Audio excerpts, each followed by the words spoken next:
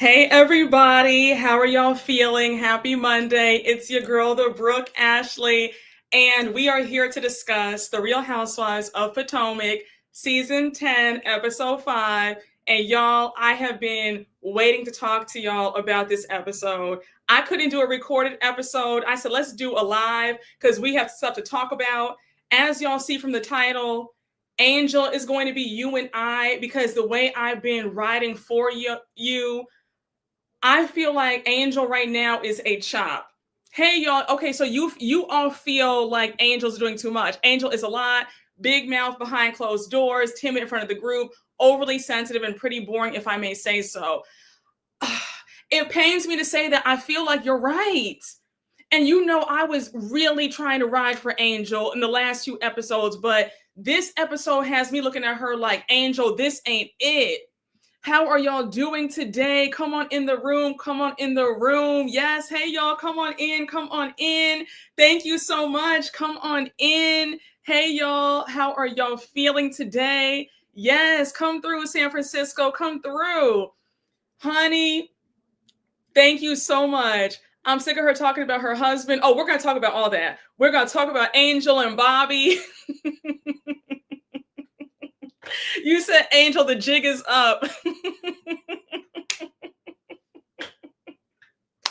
Listen, y'all. Oh, you're still watching the episode. Okay, well, I hope you're almost done so that we can join us, because we have to talk about it. We have to talk about this episode, y'all.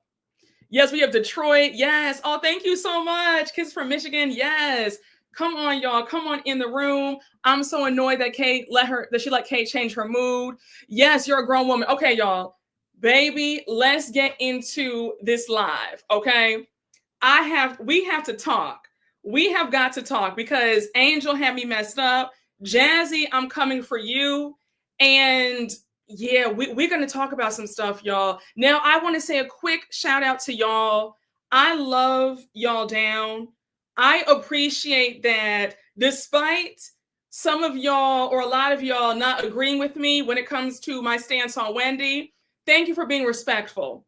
Because I appreciate y'all. I just wanted to say that. Thank you all for being respectful in the comment section. In the last recap, I know a lot of y'all were upset with me and we tussled in the comments for a bit because you feel like, you know, a lot of y'all were upset with me. That's okay. We're going to get through that. But I will say, Wendy did shine in this episode, but I do have a few small critiques because you can say what you want, but my opinion still stands on how the girls want to be friends with Giselle. So that I'm not changing my stance on that. So if you want to tussle with me again, we can tussle right here in real time.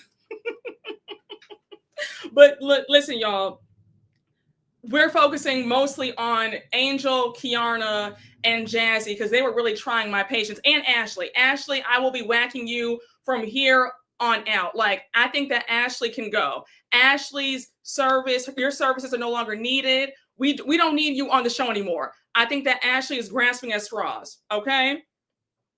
But guys, let's get into the recap.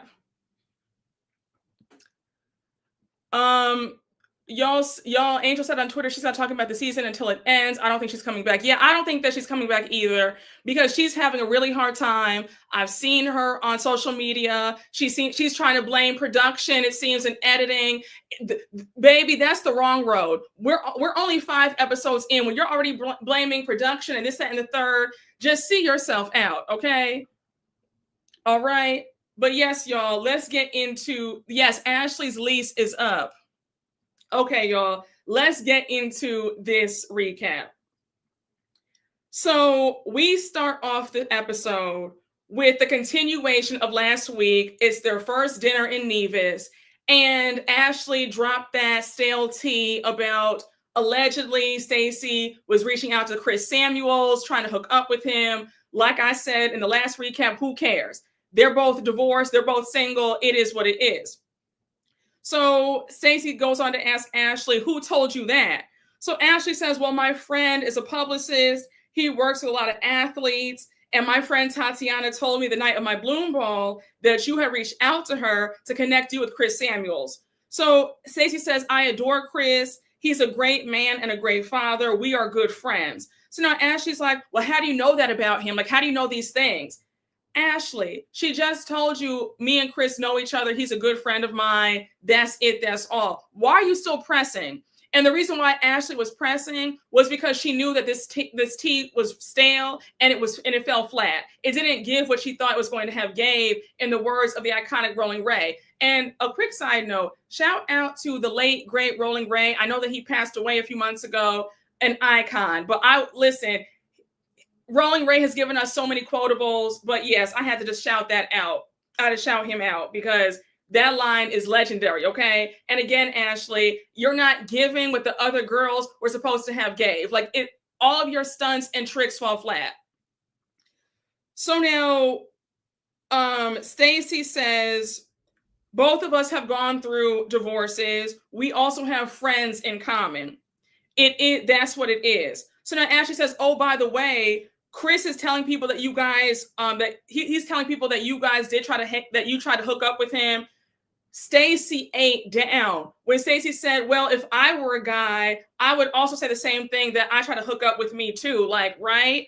I said, Stacey, whack her again. Get her for me. The way Stacey refuses to allow Ashley to rile her up, that is how you do it. This is how you give the girls their taste of their own medicine without even having to read them. Stacey is here to stay. I don't care how anybody feels about it. I think that Stacey could easily be the new face of the show. But Stacey, that was so flawlessly executed when she said, well, girl, if I were a guy, I'd be trying to claim me too. Like, girl, I'm hot. Like, of course he would. I said, again, Stacey, get her again. Ashley, you could never. Yes, Stacey is a reader. Ashley's getting chewed up. Exactly. So now, yes, she could teach a masterclass in being so calm. Oh, absolutely. Absolutely. That's how you do it. So now Ashley's like, Ashley says, so you weren't trying to have sex with him? So now she's like, did you do it or not? So now we have Angel jumping in and she says, no, Chris isn't like that because he's one of Bobby's mentors. So now the producer goes on to ask Angel, how do her and Bobby know Chris Samuels? And Angel says that one of the colleges that recruited Bobby was Alabama, and we all know that that's where Chris played before he went to the NFL. So now she says, well, you know, he's like a big brother to Bobby. That's the extent of it. That's all it is. So now Ashley's like, Stacey, you want to sit here and call Giselle out, but you don't want to talk about yourself. Let me just stop right here. Ashley, for years, you and Giselle have gotten away with questioning everybody else and not talking about your own lives, deflecting from what's really going on in your real life. So how dare you feel like Giselle can't be questioned? It's about time. Giselle has been on this show now for 10 seasons, and we've gotten very little. We just found out 2 seasons ago that she had a sister. We had no idea that she had siblings. Well, at least I didn't know that. I don't remember hearing about them in the first or second season. I thought that Giselle was an only child all this time. So it's just kind of like the fact that we've gone so long without knowing anything about pretty much either one of y'all, but yet you want to question Stacey? Like, no, that's not how this goes. Again, Stacey's well within her right to ask and press the same way y'all press her. So it's fair game. Y'all have this double standard going on that nobody's going to operate by. Who are y'all to question her, but she can't question you? I just said, girl, what are you doing? Even now, Giselle had me screaming. She was like, well, Stacey did not call me out because I'm out here in these streets. Like that, it is what it is. So now Stacey says, listen to me and listen to me good. I'm back with my husband. I said, let him know, Greg. Honk the horn on them, Greg. Exactly. Stacey said, baby, don't worry about what I was doing with who. I'm back with my husband now. That's all that matters. I said, exactly. I was here for it. So now Wendy's like, yeah, she's back with her husband. She did not give Chris Samuels any poon poon. Wendy says, now, Ashley, we were getting all the tea about Sean Spriggs with Giselle. And here you are putting on your cape to play Captain Save-A-Ho for Giselle. She says, Ashley, move out the way. I said, Wendy, I agree, because why is it that you have your cape on so hard for Giselle? How come Giselle can question everybody else, but nobody can question her? So yes, I said, yes, Wendy, I agree. Like, girl, we're here talking about Giselle, and now you want to change the focus to Stacey? Stop. So now Giselle's asking if Stacey has met Monique. Stacey says no, she hasn't, but maybe one day she will. Now, we all know that Monique is joining the show as a friend of, and here's my thing.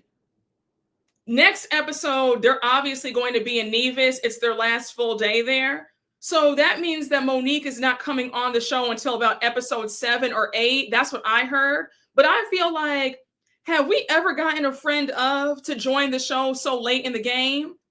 Let me know. Like, did Keiarna join the show as a friend of so late? I just feel like, what's the point of being a friend of if you're coming in halfway through the season? Because, but you know what I'm saying? Like, we're only getting 16 episodes, I believe, this season. So she comes in episode 7 or 8. That's like halfway done, but whatever. Yeah, that's very late. Yeah. Yes, watch Stacey and Monique be good friends. I could see that. Phaedra did on Atlanta. Well, I guess that's different because Phaedra was, she was a veteran. I don't know. Maybe, you know what? You're right. But I kind of feel like, generally speaking, we don't usually get friends to come on so late. It sounds like they finalized their contract during filming. Yeah, that's true. Phaedra joined at the end. Keiarna joined like episode 10. Okay, you're right. Okay, no, you're right. Keiarna did join season 8 very late. So now we have Stacey saying, you can't expose something that's not true. I'm going to live my best life regardless, and that nameless rogue, and have a great time. I said, I know that's right. Once again, Stacey for the win. I think that Stacey knows how to handle these ladies. Stacey knows the art of war. Like, she really knows how to handle people. And I think one of the best pieces of advice is learning how to pay people dust and not giving them the satisfaction that they've riled you up. If you can just control your emotions, you can really win in so many areas of life, especially when it comes to people getting on you. And Stacey does it flawlessly. So yes, Stacey, the way you got them together, I said, I'm here for it. Again, whether or not Stacey was trying to get with Chris Samuels, this falls flat. Nobody cares. It's not any bombshell. It's nothing exciting. It's nothing salacious or scandalous. These are two people who were divorced. So if they were dating, that's their right. Also, Stacey and Monique don't know each other. They didn't know each other prior to this season.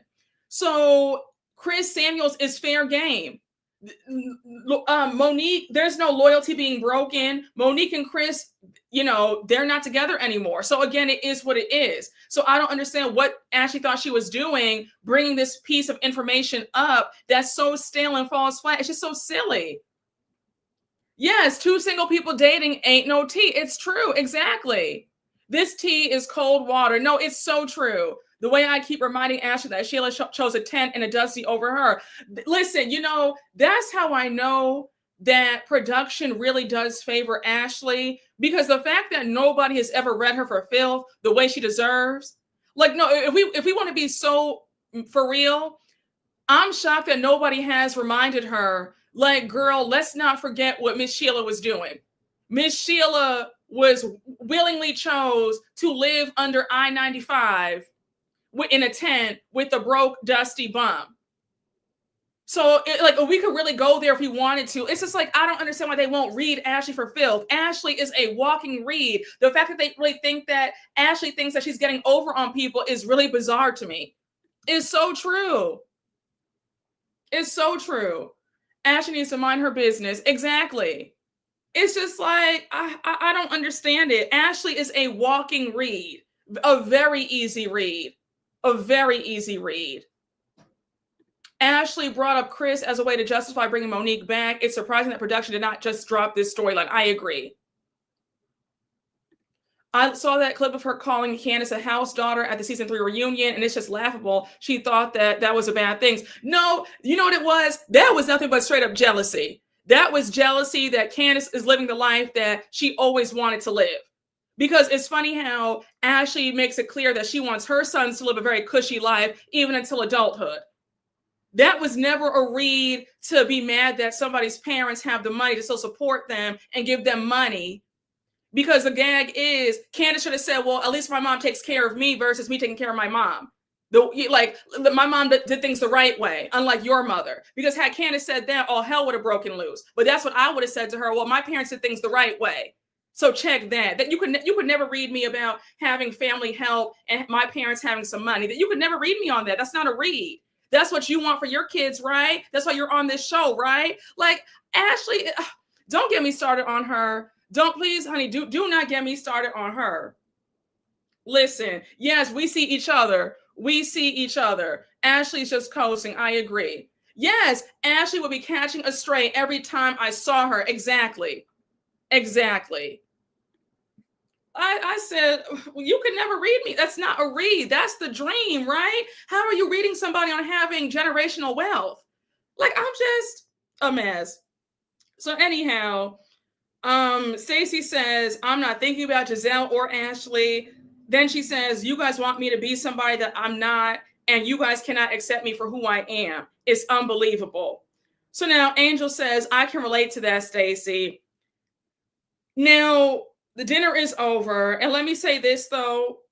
It was nice to see them at a nice restaurant, eating a nice dinner at a 5-star resort. I can't stop saying this. Potomac has come such a long way because, honey, we have seen the prior vacations. We have seen the sorry meals. So to see them eating lobster and steak and not beans and Franks this time around, I said, won't he do it? Thank you, Jesus. Okay. So now we're at Gizelle and Ashley's villa. And it was, I have to say, the staff did a nice job setting up Gizelle and Ashley's villa because they had all these treats laid out for them because it's Wendy's birthday. So they had a big birthday cake. They had other desserts, champagne there, very nicely done. So they sing happy birthday to Wendy. Gizelle makes a joke and says, you forced us last year to celebrate you every day, but this year you only get one day. So they're all cheering for her. And now they say, let's play a game. So mind you, we hear Keiarna and she's like, Gizelle, I'm tired. And Gizelle says, you know what? If you want to go to bed, like, feel free, you can do that. So Keiarna leaves the villa to go back to her villa because she's over it. Keiarna says in her confessional that I was excited for the trip, but now you have me with me versus Wendy. Jazzy's trying to yell in my face. And now my girlfriend Angel is a catfish. Like, I've seen enough. I'm just over it. Like, tomorrow's a new day. Let's start over. Now, Keiarna, this whole Debbie Downer act has got to stop. And I'm sorry, I was actually happy to see you go. I said, honey, nobody wants anybody who's there to bring down the mood. We are on vacation. Sometimes you just have to table whatever you're going through and just suck it up for the rest of the group. Like this whole, oh my gosh, this sob story for the last 5 episodes. And here's my thing. Keiarna, you are dragging this issue with you and Wendy. You feel like Wendy's not a good friend to you. Fine, I get that. But to keep talking about, me and Wendy, Wendy is low-key paying you dust on this trip. Just leave it alone. Like, it's like you want to force this issue. You want to make this bigger than what it is. Wendy's leaving you alone, leave her alone, coexist on the trip, and just move on about your business. But it's just like, my God. And then when you said, Jazzy's yelling in my face, you were yelling at her too. So it was an even exchange. Again, I'm not here for this woe is me sob story that Keiarna has going on. I'm not here for it. I said, I'm just too done. Yeah, it's like she wants attention. She really wants, yes, very much Eeyore energy, very much so. I just like, oh my gosh, girl, you are miserable. Nobody wants to deal with that on a vacation. We're at the Four Seasons. We're here to have a good time. I'm not here to be babysitting you and coddling you and let's break up the tiny violins because you're sobbing all damn day about whatever. Like, enough. So anyhow, Keiarna's gone. I said, thank you, Jesus. And you know what? I have to say one more thing. I feel so upset at Keiarna's performance so far because I was going so hard in the paint for Miss Keiarna the last 2 seasons. I was happy when she got full-time status. I thought, okay, season 9, she was okay. It wasn't the best performance, but she was still new, figuring it all out. but she really took the comments to heart. And now this complete 180 of her trying to be a mean girl is not landing. And I feel like, Keiarna, you are playing in my face because I was rooting for you so hard, but you are disappointing me at every turn. It's a mess. Yes, she had so much potential, but she's boring. They were there to Tootsie Roll. Exactly. So now, anyhow, they're playing this game. I think it was like not truth or dare, but it was pretty much like you have to tell the truth if they ask you a question. So Ashley starts it off first, and she's like, Wendy, I want to ask you, have you ever been attracted to a woman sexually? I was actually surprised at Wendy's answer. Wendy says yes. She says it was a stripper at Stadium nightclub in DC. She says she was so bad. She had braces. She was gorgeous. So now Tia says, well, I have a confession. I wish you would ask me that question because I also have a crazy crush on Rachel Maddow on MSNBC. So now Ashley was like, oh, I mean somebody tangible. Tia clocked her. She said, girl, you don't know who I know. I said, let her know. Because it's like, Ashley, how dare you? Let Tia say who she's a crush on. And you guys are on TV. It's not, and you guys are in DC. Is it Rachel Maddow? Is she not in DC or is she in New York? Either way, you guys are like 3 degrees separation from a lot of people. You could easily meet Rachel Maddow and she could meet her and something could pop off. But I'm just like, girl, don't sit up here and play Tia like Tia does not know anybody. I'm sure she knows a lot of people in her Rolodex. Okay. You said, why do they always ask each other the same lesbian questions each girl's trip? Listen, I'll take this over last season when Ashley and Jacqueline shared that week. I don't know. They were trying to give a Brazzers moment last season.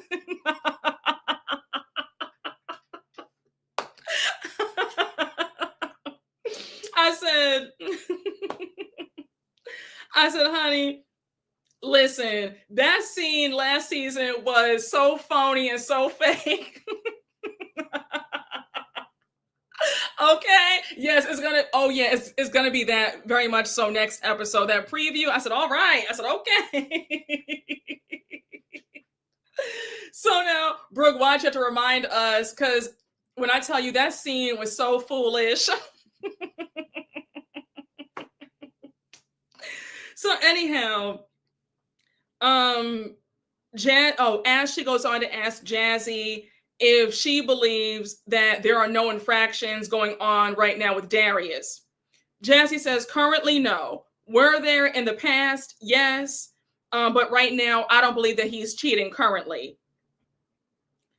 So now, here's where I want to just read you for filth, Ashley, because you said, I think that we're all scratching our heads right now. For you to say that there's no infractions, if she can accept being with a cheater, then by golly, that's good enough for me. Ashley, let me just say this. I don't condone staying with cheaters. Cheating is a deal breaker to me. I'm out. It's no forgiveness. It's no, let's work this out. I'm done. Like, I don't play that, right? I understand that everybody's not like that. There are some women who can stay with a cheater. God bless you. That's not my ministry. I can't do that. I know myself. I'm not, absolutely not. If Jazzy has chosen to stay with this man who did cheat on her, can we please move on already? Why are we bringing this back up? She's about to be married to this man in 3 weeks. On top of that, you have no right to judge anybody or throw any shade because Miss Mamas, let's remind you about you and Michael when you guys were married. I did not forget how Michael told you behind in that therapy session after he got caught cheating, when he told you, well, the arrangement was we're going to have threesomes and open this marriage up. That was the only way you could get him to the altar because he was not trying to be monogamous again like he was in his first marriage. You chose to be with a man who was a cheater and you were doing threesomes with him until you wanted to stop. And that's why your marriage crumbled because he said, well, that's not what I signed up for. I signed up for an adventurous wife who we would have threesomes together, right? And you wanted out of that. The fact that you were sitting up there doing all that with Michael, he was cheating on you, all this stuff. You have no right to throw any shade at Jazzy. I'm just saying, because we saw Michael play in your face. So, girl, I wouldn't say too much about anybody else if I were you, but that's just me, though. Listen, I'm just, you said, listen, if Jazzy's good with it, who are they to criticize another person's relationship? I agree. Michael and his grinder profiles. Child. Y'all are so funny in this chat. And she still couldn't keep him. Exactly. Ashley tolerated that for money. I just feel like, yeah, the constant trying to shame Jazzy, it's not cute. The woman said she's going to stand by her man. Do I agree with that mentality? No, I don't. But what am I going to do? If somebody wants to stay with a cheater, what am I going to do? You know, like, it doesn't make any sense to keep shaming somebody who said, this is what it is. He did that. I'm still going to stick beside him. Who are we to keep bashing her over the head about it? She likes it. So we need to all get over it. You said licking bottoms to stay on top. Exactly. Oh, you said Michael was caught in the hotel at Maryland Live Casino and it was in the newspaper in the DMV. Listen, I said, Ashley, girl, if I were you, I would never talk about anybody else's situation because you were all effed up with Michael Darby. And that man had the nerve to not even want to pay you child support or alimony. So again, girl, not too much. So now it's Wendy's turn to ask a question. And she's like, Angel, if you could kill anybody in the group, who would you kill? Angel says, in this moment, it will be Giselle. So they're all cheering like, okay, Angel, all right. So now Wendy says, all right, like, you know, kill that bee, kill that bee. So they're all joking around. Angel says, I was so nice to you, Giselle, and you called my ass a catfish. She says, girl, I'm that MF, like I'm that girl. So they all start cheering for her. Giselle says, I'm happy to be killed off by Angel because it shows that she has a pulse. So now Wendy says, come on over to the dark side, Angel. So they swap seats. Angel sits next to Wendy, and Giselle sits next to, I think, Tia and Ashley. So now Wendy says in her confessional, it's so interesting that once Keiarna left, Angel rose like a phoenix from the ashes. This Angel is cool. So once again, I agree with Wendy's statement because it was like a complete 180. Angel, for the last few episodes, you have been moping around with a long puppy dog face, very in your feelings. And I was on your side about it all. I totally get it. But it does feel like with Keiarna not there, you are allowed to just be yourself and have some fun and let loose. And this was nice to see you and Giselle getting along. You and Wendy getting along. When you guys hugged at the end, I said, thank the Lord. Because I'm going to tell you right now, Angel and Wendy, I was getting so tired of y'all both going at it these last two episodes. So when I saw you guys hugging, I said, thank you, Jesus, praise the Lord. Again, it was a really cute scene. And it's nice to see them get along and not always at each other's throats. So I said, Keiarna, the fact that you're gone and they're all having a good time, that says a lot about you. And that's not a good sign on your end. Like, I really feel like this is about to be Keiarna's last season. I really do. So now, when Giselle says we have an early day tomorrow, so you guys, it's time for this night to be over. We all know that Giselle likes to go to bed early. They've said that she goes to bed at 8 p.m. On vacation, she'll go to bed at like 10 p.m. That's pushing it for her. But we know that Giselle is she's early to bed, early to rise, right? So now it's the next morning, and we see Keiarna and Angel in their villa, and they're talking about last night. So Keiarna says, I hope that today is a much better day. Angel says, I'm disappointed in Giselle. Keiarna says, I know you have two beautiful children. You're still breast pumping while you're here. And as they're talking, Giselle walks into their villa. She's like, hey, girls, hey, ladies, how are y'all? They're kind of cold to her. Angel's not in the mood. It's kind of awkward. It's a bit tense. And now Keiarna says, I'll be at the pool. I'll see you guys later. So now it's just Giselle and Angel in the villa. So we see Angel get some paper towels, and it's clear that she's crying. She's dabbing her eyes. Giselle peeps it, and she says, I thought about you this morning. Are you crying? And Angel says, yes, I am. So Giselle says, I'm sorry, it's a new day. By no means do I want to hurt you. Now, I will say, 10 seasons in, I can count on one hand the amount of times that Giselle has apologized. So the fact that Giselle came out the gate apologizing to Angel, I said, Angel, you need to go and play a lottery ticket because this never happens. Giselle does not take accountability for anything. So the fact that she's saying, I'm sorry, you have struck gold, okay? So now Angel says, Giselle, I'm disappointed in you. I looked at you as a big sister. Now, I have to ask y'all this. Is anybody else confused about this whole big sister rhetoric when it comes to Giselle? Giselle has never given herself the big sis title. Giselle does not want these women to look up to her in that way. So and also y'all are too grown to be talking about, oh, that's my big sis. Like y'all got to stop. You need to look at yourself as your own hero. So like, what are we talking about? And it was reminiscent of when Wendy said that same thing in season 6, when the Eddie rumors came out. And she was crying to Karen about how she looked at Giselle as a big sister. And I said the same thing then. I was like, Wendy, what do you mean you looked at Giselle as a big sister? Like, what are we talking about here? Yeah, like, yes, you met her 5 minutes ago and you're a grown-ass woman. Exactly. Like, I'm confused at this logic about Giselle's my big sister. Like, are we okay? Like, yes, the big sis thing is so overused. Exactly. Is their way of saying they admire her without wanting to say they admire her. It's the same old insecurities and desperation. Yes, very, very much so. It's giving when grown people call people best friends. Yes, honey, 50 and 50 talking about big sis. Exactly. Y'all are so funny. In a way, it does make more sense for Wendy to say that since they're both AKAs. I'll give Wendy more of a pass for saying that than Angel.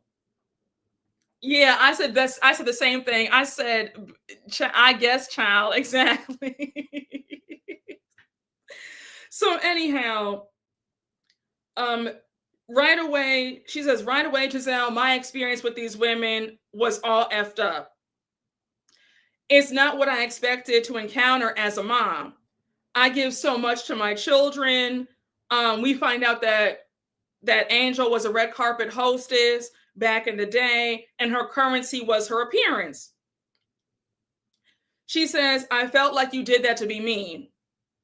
So Giselle says, girl, I promise you I understand it. I know what it's like. I've been where you are. I have my girls back to back to back. I get it. I've been in your shoes before. Like, I understand. She says, Angel, my thing is you're a beautiful woman, and I was not seeing the beautiful woman that I see in front of me. I did not see her on social media. Again, I apologize. So Angel's pissed. She's still looking at her sideways. Giselle apologizes again. Angel, like I said a few minutes ago, do you know how rare it is for Giselle Bryant to apologize to anybody? Giselle apologized to you 6 times in this conversation. Like, you need to count yourself blessed. Because again, Giselle does not apologize. She will be wrong as 2 left shoes and she will not apologize. So the fact that you got 6 apologies from her in a 5-minute conversation, girl, you need to buy a lotto ticket because this is a record. I mean, I've yet to see this in 10 seasons of Giselle being on the show. So now Angel does thank her for apologizing. And now Giselle's like, can I get a hug? And Angel says, no, I'm good for right now. So Angel says, this whole conversation is so shallow and unnecessary. At the end of the day, how I look does not affect anybody but me. Then she says, and my husband likes it, and that's all that matters. And I have a husband. A few quick points. Angel, I understand that. I understand you're upset because my thing in the last episode was, why does it matter if you use filters? If you use Facetune, Photoshop, who cares? Like, it's not affecting anybody else, right? I feel like you could have really spun this in a way that favored you. And I said this to you in the last recap. I wish you would have just owned it and said, yes, I like a good filter. I like to use them. So what? You would have gotten them off of your back like that had you just owned it and leaned into the fact that you do use filters. Now, I will say this, Angel, I was a bit taken aback because I understand that sometimes you do stew in your feelings, right? Like, I get that.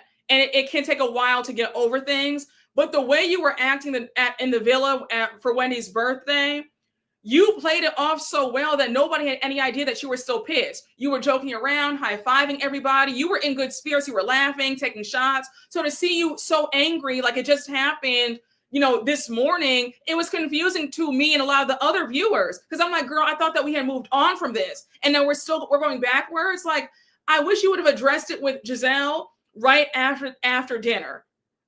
That's just me, though. But I just said, Angel, my goodness, I need you to really realize what show you're on. I'll say one more thing. The best housewives are housewives who are able to take a lick and keep on ticking. You have to be able to get over things if you want to be on Housewives. Like, it's just the best housewives are the ones who can just, keep going despite what anybody says.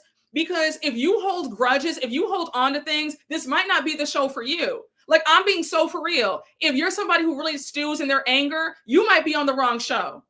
And I think that you're on the wrong show. I think that you miscalculated how brutal Housewives is. And on top of that, Angel, we've seen a whole lot worse. This filter stuff was light work. Girl, if you're stewing about that, you might be in the psych ward had you been a target of the other stuff in the past, because they've said worse, they've done worse, they've humiliated other people. You got off easy about filters. I'm just saying. But yeah, Angel, I need us to get over this. I understand you were upset.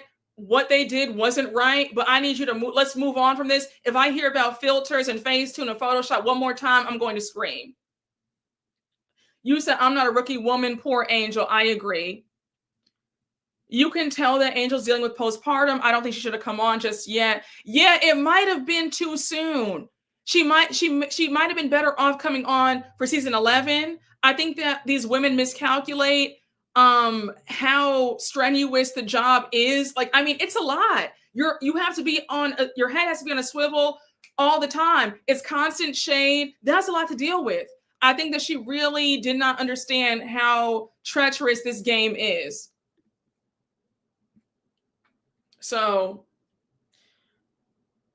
anyhow, we see Giselle at the pool, and she's with, we see her with Ashley, Tia, Jazzy, and Wendy. So she's like, I was not body shaming her. The picture that I was referring to about Angel was just her face. It was not about her body. So then she says, 1 minute, this girl does not want to hug me. The next minute she does. Like, keep that same energy.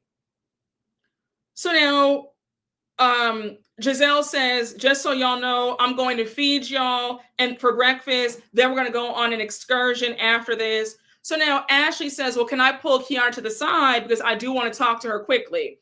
So they have two cabanas set up, and we see Ashley and Keiarna in one cabana just talking. So Ashley says, Keiarna, oh, by the way, Keiarna looks so good in her bathing suit. I said, Keiarna, girl, you get on my nerves, but the body snatch, like you did that, honey. So Keiarna says, how are you doing? How are you feeling? No, wait, hold on. Let me back up. I missed something. Before Ashley and Keiarna go off to the side, we see Giselle tell Keiarna about how Angel was crying when they spoke. She says, it caught me off guard. Keiarna says, yes, she was very upset. So Stacey's like, well, who are you guys talking about? And Giselle says, I'll tell you in a few minutes. So now we see Keiarna and Ashley walk off to the side. And Ashley's like, Keiarna, how are you doing? So Keiarna says, I'm not going to lie, but I was upset yesterday. You're making insensitive jokes about my friend. I didn't want to re-engage at the after party. And Ashley says, that's fair. So now Keiarna goes on to say that the whole Wendy of it all bothers her because we're having this disconnect. Keiarna, I'm going to tell you just like this. We have all forgotten why you're so mad at Wendy. I know I have. You told Wendy how you felt for the last 3 episodes. The constant picking at her is enough already. I understand you're not feeling it for Wendy. I get that. But I have to be fair.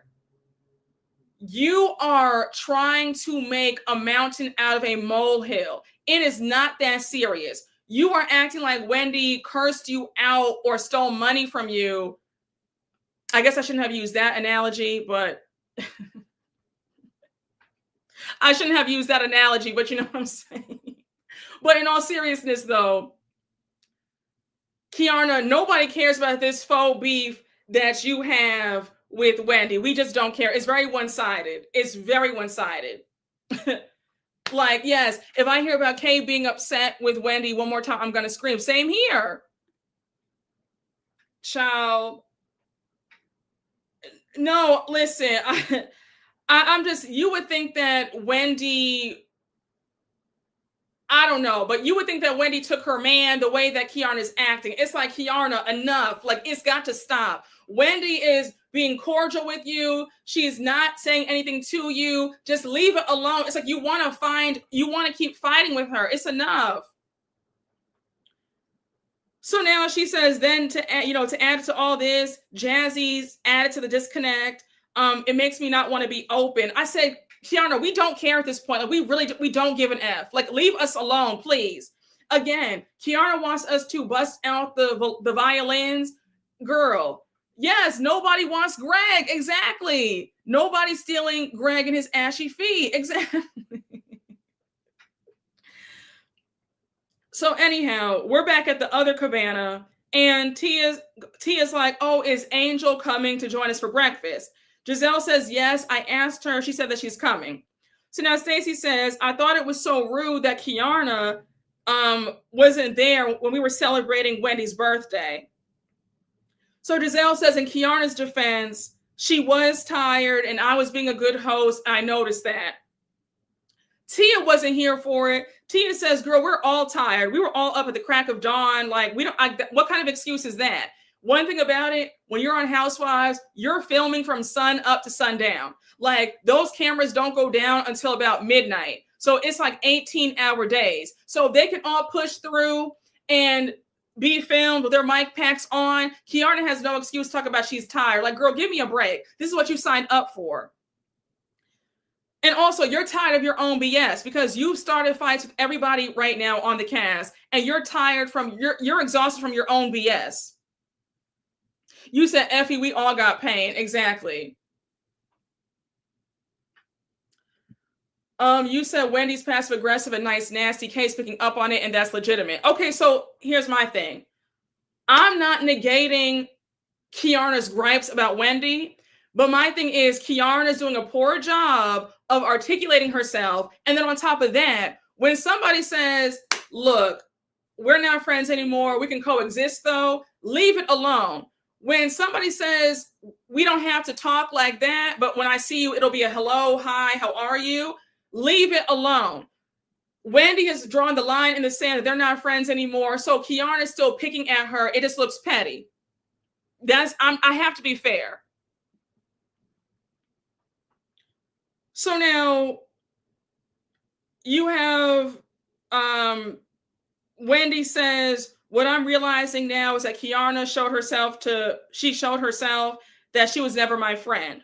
She says her slip is showing. So now we see Angel walk over to join them for breakfast. And Angel's like, Ashley's asking her how she's feeling. Angel says she's all right. So Keiarna says, oh, by the way, Giselle told me that she apologized to you. And Angel says, I appreciate the apology. I'll leave it at that. I said, Angel, The way Angel said, I'll leave it at that, it gave me like, I'm still mad and I still want to pick at this because Angel, the situation should be deaded. Giselle apologized to you 6 times. What more do you want? We have seen Giselle do stuff to people and not apologize. She apologized to you. And it actually felt sincere. She said, that was not my intention. I did not want to hurt your feelings. I get it. Like, you got the apology 6 times over. What more do you want? Let it go. If you cannot get over things, then you are on the wrong show. Because, baby, they've said worse. They've done worse. And if you can't hang, then you need to get off the show. It's like, my God. I mean, what more? Exactly. What more do you want from her? I'm like, come on. It's ridiculous. Yes, it was sincere. Jizzy looked really hurt that she was crying. No, she did. Giselle did look hurt that Angel was upset. And we don't get that from Giselle often. That's a rarity. So Angel, you got what you got. You got what so many other housewives have never gotten from Giselle. Count yourself blessed and let's move on, please. It's not that deep. You use filters. They called you out about it. It hurt your feelings. I get that. But let's move on because I'm not going another 3 episodes talking about Filtergate. Let it go. Like, I'm sorry, Angel. I'm sorry. I'm sorry. Like, you cannot hold on to things if you join reality TV. So if you're somebody who holds grudges, I'm talking to myself. If you're somebody who holds grudges and you join Housewives, you better change that immediately. Like, baby, I got to get my head in the game. I can't hold on to grudges anymore. It is what it is. Because you will literally tank your time on the show. The viewers won't be able to, they won't like you because you're bringing the show down with being in a pissy mood all the time. It's enough. So anyhow, Ashley wants to know if Angel's checked in with anybody today. And Angel says, well, I checked in with my husband, Bobby. He was about to hop on a jet. He don't play about me. And I said, now, realistically, Angel, what was Bobby going to do? Hop on a jet to Nevis to curse these women out? Like, I'm so, like, Angel, I get that. I love a man who does not play about his wife. We love to see it. But let's be so realistic right now. Bobby was going to hop on a jet to curse out 7 other women. Like, I'm so... Like, you know what I'm saying? Like, what was he going to do? Like, what? Like, you're talking like he was going to beat somebody up. Like, what are we talking about here? Yes, giving Peter vibes. Exactly. You know? I said, Bobby, stay home. Don't catch that Delta One flight, honey. Keep that $5,000 in your pocket and just wait till your wife comes back. Pull a Sonia Richards. Again, God bless the husbands who don't play about their wives. I love to see it, right? But it's not like, I could see if Angel was in harm's way, if they had harmed her or her life was on the line, that's when I could see a husband stepping in. But it was a simple thing about your wife's feelings were hurt over some nonsense. It's not that deep, okay? So we do see that Bobby was on the phone with her and she was telling him what happened. So Bobby says, Giselle's almost 60 years old, worrying about Photoshop. Let's dive into some pictures of their past. Again, let this be the last time that we hear about Filtergate because I cannot take anymore. Angel, if I hear about this in episode 6 or 7, we're going to have a real issue. Because let's put this to bed, please. I'm holding your hand. Hold my hand tightly. I understand your feelings were hurt, but you did get a sincere apology. You got 6 apologies from Giselle. Let this go. Give this to the Lord Jesus Christ and let this go, please. Yes, she's not built for this show. It's very true. She's not built for this show. Okay? So anyhow, we go back to the other cabana and Giselle says, this morning I sat down to talk to her and there were tears rolling down her face. So Tia's like, wait, I need to catch up here because I thought that Angel took charge and turned it all around. I thought we nipped this all in the bud. I don't understand how I don't understand how we haven't moved on yet. I said, Tia, same here. So Wendy says, it seems like it's a consistent dark cloud with the same two people. I agree.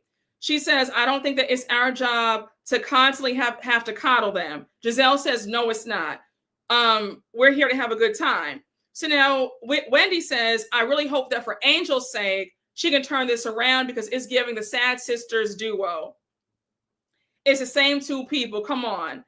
Now, Wendy, I agree. I 100% agree with that. And I'm going to also give you some more credit, Wendy, because you got assaulted on a cast trip, right? And the way you had to still move around like nothing happened, I'll give you your propers for that, because you had nobody on your side except for Candace. The whole group was against you, and you still were able to put a smile on your face and go to work. I will give you that. I will give you that. So I just feel like if Angel, if you could get through that, being assaulted and having folks laugh at you, and you still got to work, you still went to work and put that mic pack on, and you were still there doing your scenes, then Angel needs to suck it up over a filter. The same could have been said for Wendy and Candace being miserable twins together, in my opinion. Yes, but it's different for them because when they were having trouble, they were being attacked for no reason. Like, despite how I feel about Wendy now, I can be honest, they were being attacked for no reason. So it was different in this sense. Like, they were being unfairly ostracized, whereas Angel is being a baby. Yes, Wendy should have more compassion. Oh, I agree with that. But I think Wendy should have more compassion. I do agree with that, because her and Candace were known as the miserable sisters too, right? But I do feel like her point under the overall point is, if I was able to take an actual licking and keep on ticking, Angel should be able to get over this too. So I see both sides. Yes, Wendy should have more compassion, but Angel has gotten a very light dose of what she's gotten, in past seasons. So I feel like if Wendy could keep going, then so can Angel. Okay? Wendy speaking from a point of privilege. No, it's very true. It's very true. Hey, so Steph, thank you for the super chat. Thank you. I'm giving you the big heart too. Thank you. Yes, both are true. Both are true. I think Angel needs to toughen her skin if she wants to continue. Oh, exactly. Exactly. The situation was definitely different. The Angel ish wasn't that deep. The ladies were specifically targeting Wendy and Candace because of dislike. Very true. Angel crying like she's Sutton. Kay and Angel were such sad Betty's entire episode. Oh my gosh, no. It was really pissing me off. Nobody wants to deal with Debbie Downers on a trip. So anyhow, they're on their way to their excursion, and we find out that they're going on a tour of Alexander Hamilton's house.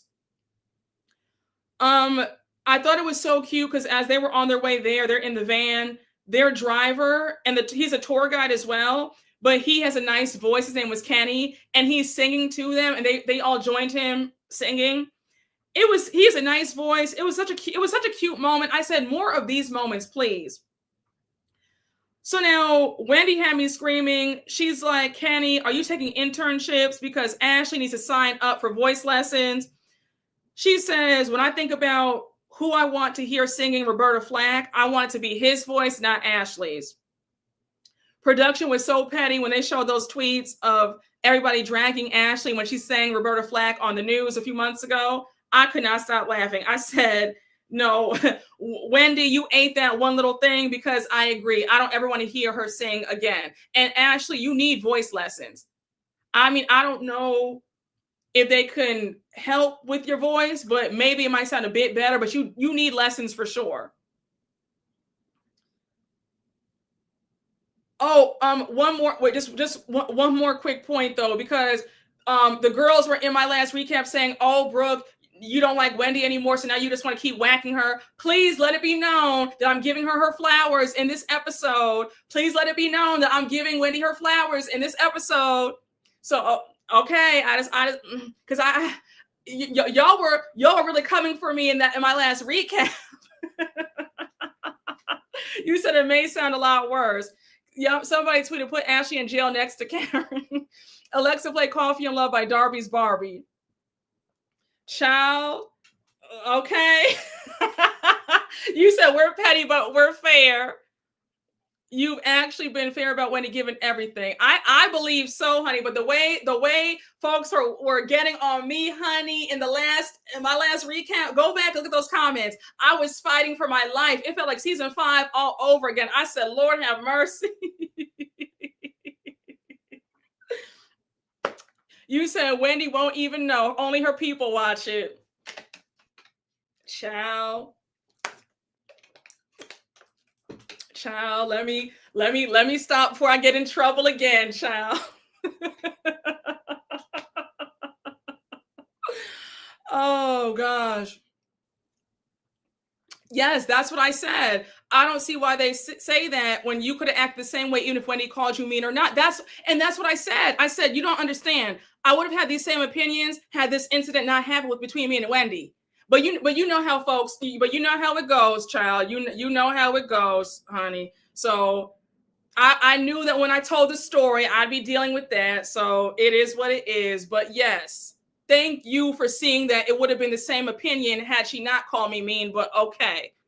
But I just want to say though, just let it be known that I am giving Wendy her propers, her just due in this episode. You're absolutely correct. No, you're absolutely correct. Exactly. Okay, y'all. Oh, you have me screaming. It's obvious that you don't like her anymore, but I'll allow it because I'm the same. F me. Oh, F you too. No, in all seriousness though, I still feel like I'm being fair. Like I am being fair. I am being fair. I do feel like I am being fair. Like I'm not even trying to come in with that energy. Like always, oh really? Like I'm really trying my best not to come in with that energy. You have me screaming. Oh, y'all have me screaming. All right, child. So anyhow, they're at the Alexander Hamilton house. The tour guide greets them. Her name is Jillian. She was really sweet. They're walking around the house. We find out that he was born in Nevis. The tour guide says that unfortunately he died in a duel. It was supposed to be a friendly duel, but I think that Aaron Burr hated him more than he did. So now you have Wendy jumping in and she's like, oh yeah, that's how some friendships are. You think people are your friends, they really hate you and they'll try to kill you. I said, now Wendy, was that really needed? Like the tour guide is not trying to be a part of y'all's drama. Keep that over there. I said, baby, nobody's trying to hear you take cheap shots at Keiarna the same way I don't want to hear Keiarna take cheap shots at you. Like, I thought that was so unnecessary for her to say that. Like, enough. Like, you know what I'm saying? Okay, I thought that was too much. Like, I really did. I said, okay, that was, I had secondhand embarrassment. Like, girl, it's not that deep for you to have to throw a shot when you guys are at the house at Alexander Hamilton getting a history lesson. Now we're bringing this weak beef between you and Keiarna into it. Like, enough. You know?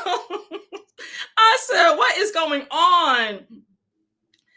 So now you have Keiarna saying Wendy should stop being passive aggressive. I said, well, you guys are both being passive aggressive if you ask me, but I'm tired of the both of y'all going back and forth. Like, it's enough already. Yes, you said Hamilton asked, now why am I in it? Exactly. Yes, the tour guide was definitely like, how did I get into this mess? She was just like, listen, I'm here to do my job, make my money. I didn't come here for all this extra stuff. Like, I would have told Wendy, girl, enough. Like, we're not here for all that. Come learn about Alexander Hamilton and let's call it a day. Take that outside. Don't do this on my job. You know? Like, honey, I'm here to make my coin. Don't bring me this mess right here. Yes, time and place. Exactly. It's just enough. So anyhow, you have them talking about Oh, was Anthony Hamilton black? Was he mixed race? Wendy says, I don't know. I think he was Creole. Tia says there has to be something. I think he had 2 drops in him, but he's black. I said, I don't think I've ever thought about Alexander Hamilton being black, but okay. I said the things that people think about, you know. They were really into it too, because Jazzy was like, yeah, I think he was mixed race. He had 2 drops of black in him. I said, girl, what?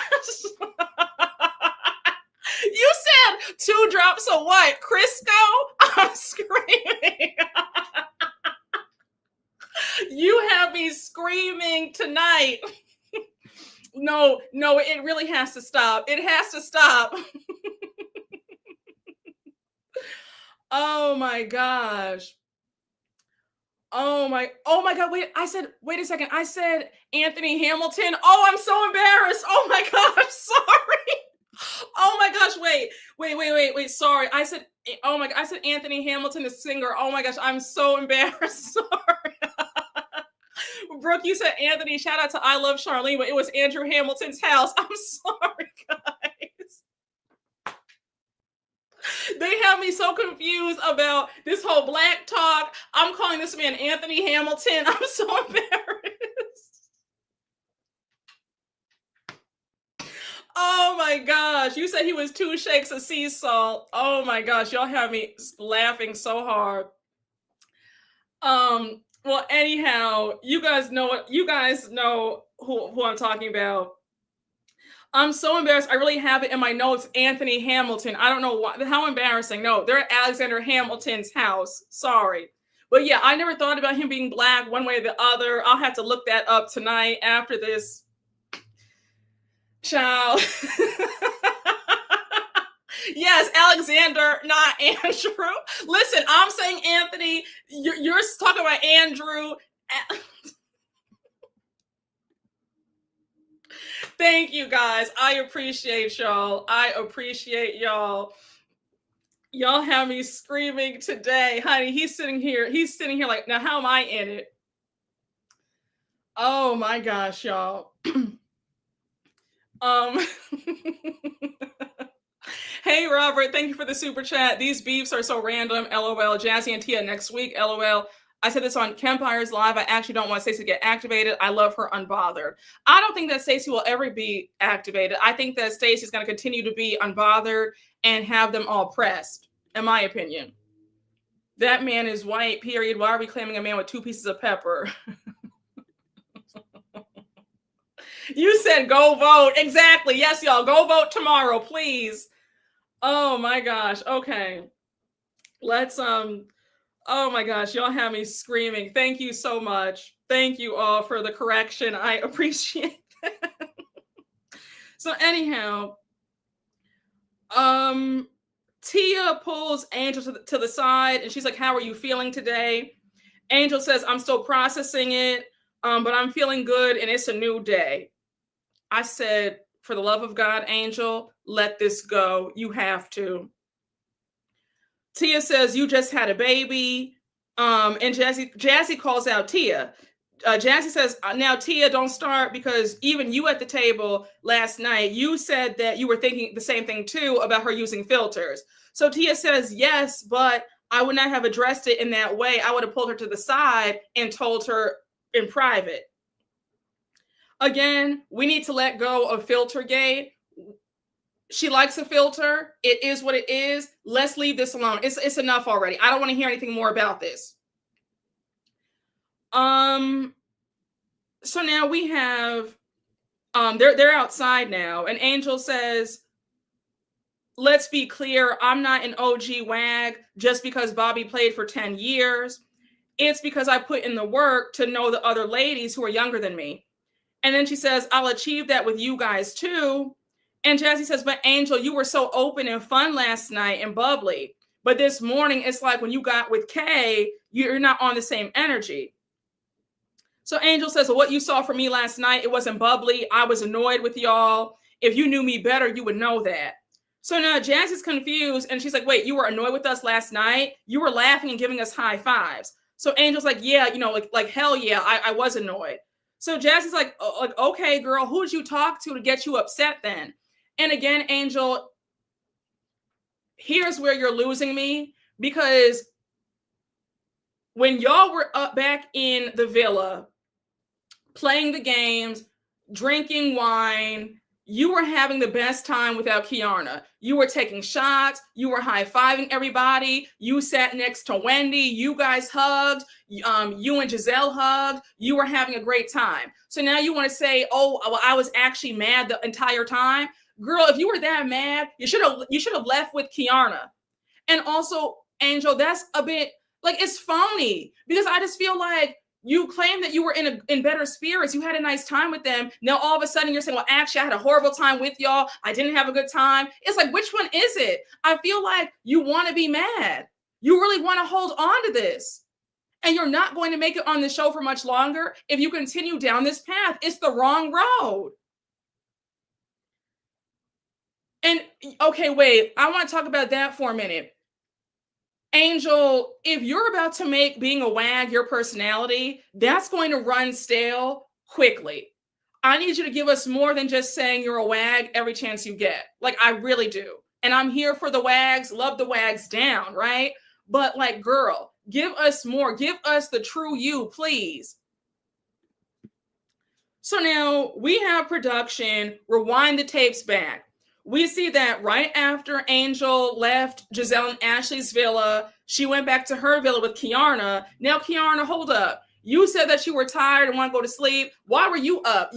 Keiarna was up, bright-eyed and bushy-tailed. I said, girl, shouldn't you have been in the bed if you were so sleepy? But anyhow, we see them on the couch talking, and Keiarna's in a really pissy mood, of course.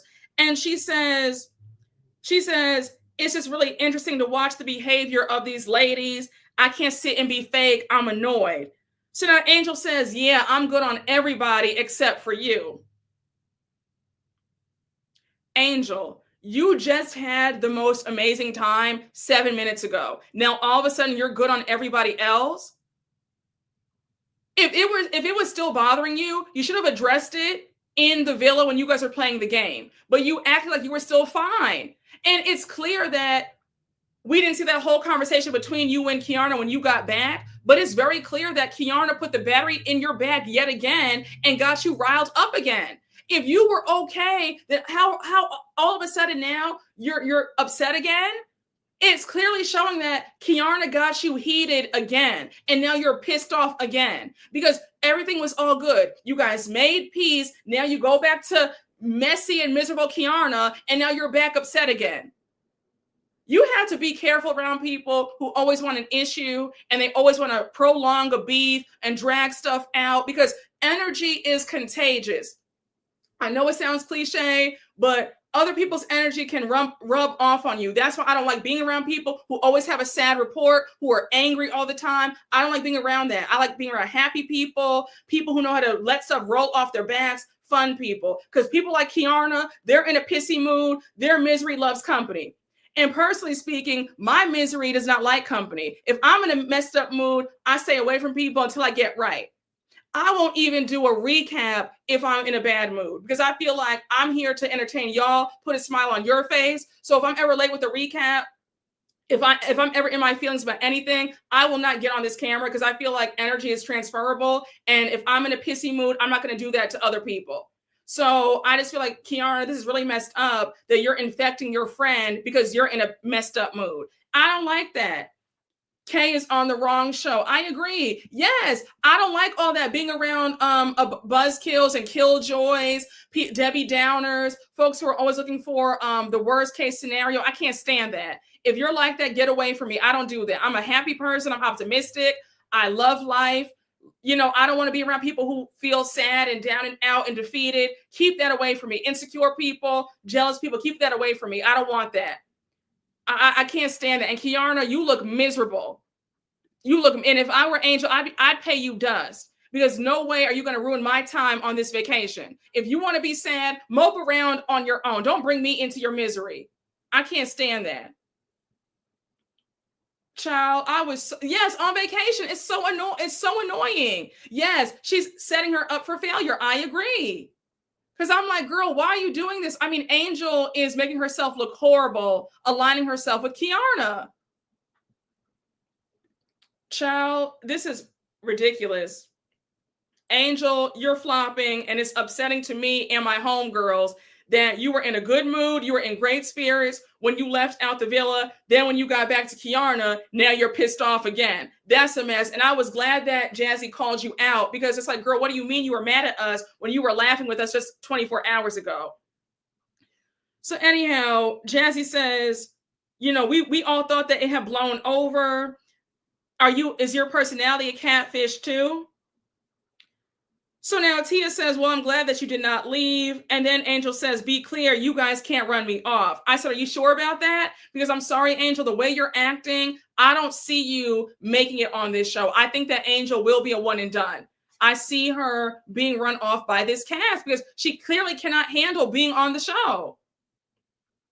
So now we're back at the resort for lunch. We're in Giselle and Ashley's villa. And it was cute because they all gave each other names for their villas. So Wendy says that me, Stacey, and Jazzy are the CGC, the Curly Girl Collective. And then Ashley says, of course, Ashley has to come up with a nickname too. Ashley says that her and Giselle are the Pussy Pink Palace. Giselle says, you know, the PPP, we know how to party. We're not in our feelings. Now, Giselle, we know that you go to bed extremely early. So I don't know about you being the life of the party, you guys being the party house, because you go to bed at 8. Like nobody's partying. Like, girl, you're partying at like 5 with the seniors? Girl, I just said, I don't know about you being the party villa, but okay. You said PPP loan. Ashley just can't help herself. That name sucks. PPP, what the F is that? Y'all have me screaming. You said, Ashley, let the puss theme go. Yeah, no, she goes to bed really early. Yes, even Ashley said she'd rather chill with the CGC. Yes, she sure did. Because she said, I go over to the other girls' villas to hang out. So now, so Wendy says, speaking of lunch, I thought it was interesting at dinner. We were finally getting a piece of Giselle's life. And then Ashley has to come out as Captain Save-A-Ho and come to Giselle's rescue. So now I have to say, I'm happy that Wendy was really pressing Giselle on her love life, because we don't hear much about Giselle's life. She's always in other people's business. So she gets to skate by season after season after season. So kudos to Wendy for saying, listen, girl, it's your turn to be on the hot seat. So now you have Ashley jumping in, and she says, well, Stacey pointed the finger at Giselle and said, tell us about, you know, Sean Spriggs. Stacey says, well, you guys have been pointing and plotting your finger at me since I've known you guys. And she's right about that. So Ashley says, well, it's because you be lying. So now Stacey says, Giselle be lying too. She clearly has a man. So now Tia says, well, with Giselle, it's not really that she's lying. It's more of an omission. And Giselle says, yeah, that's not a lie, but you lied about Chris Samuels. For the last time, let the whole Chris Samuels thing go. Let the mouse go, in the words of Sutton Strack. It does not matter about Stacey and Chris. Who cares? That's not tea. That's not the gag that you think it is.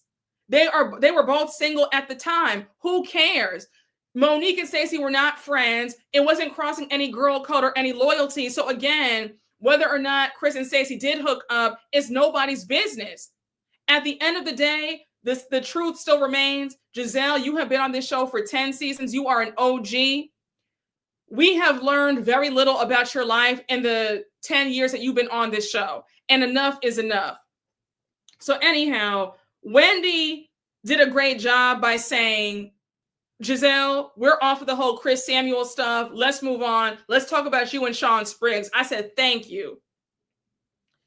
So Giselle says she realizes that she needs to get serious about her future and having a man. Before her father passed, he did tell her, you need to find a man that fits like a comfortable shoe.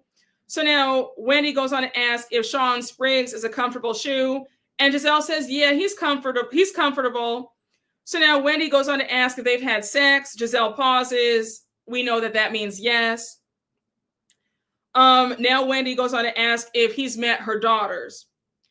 So Giselle says that he's only met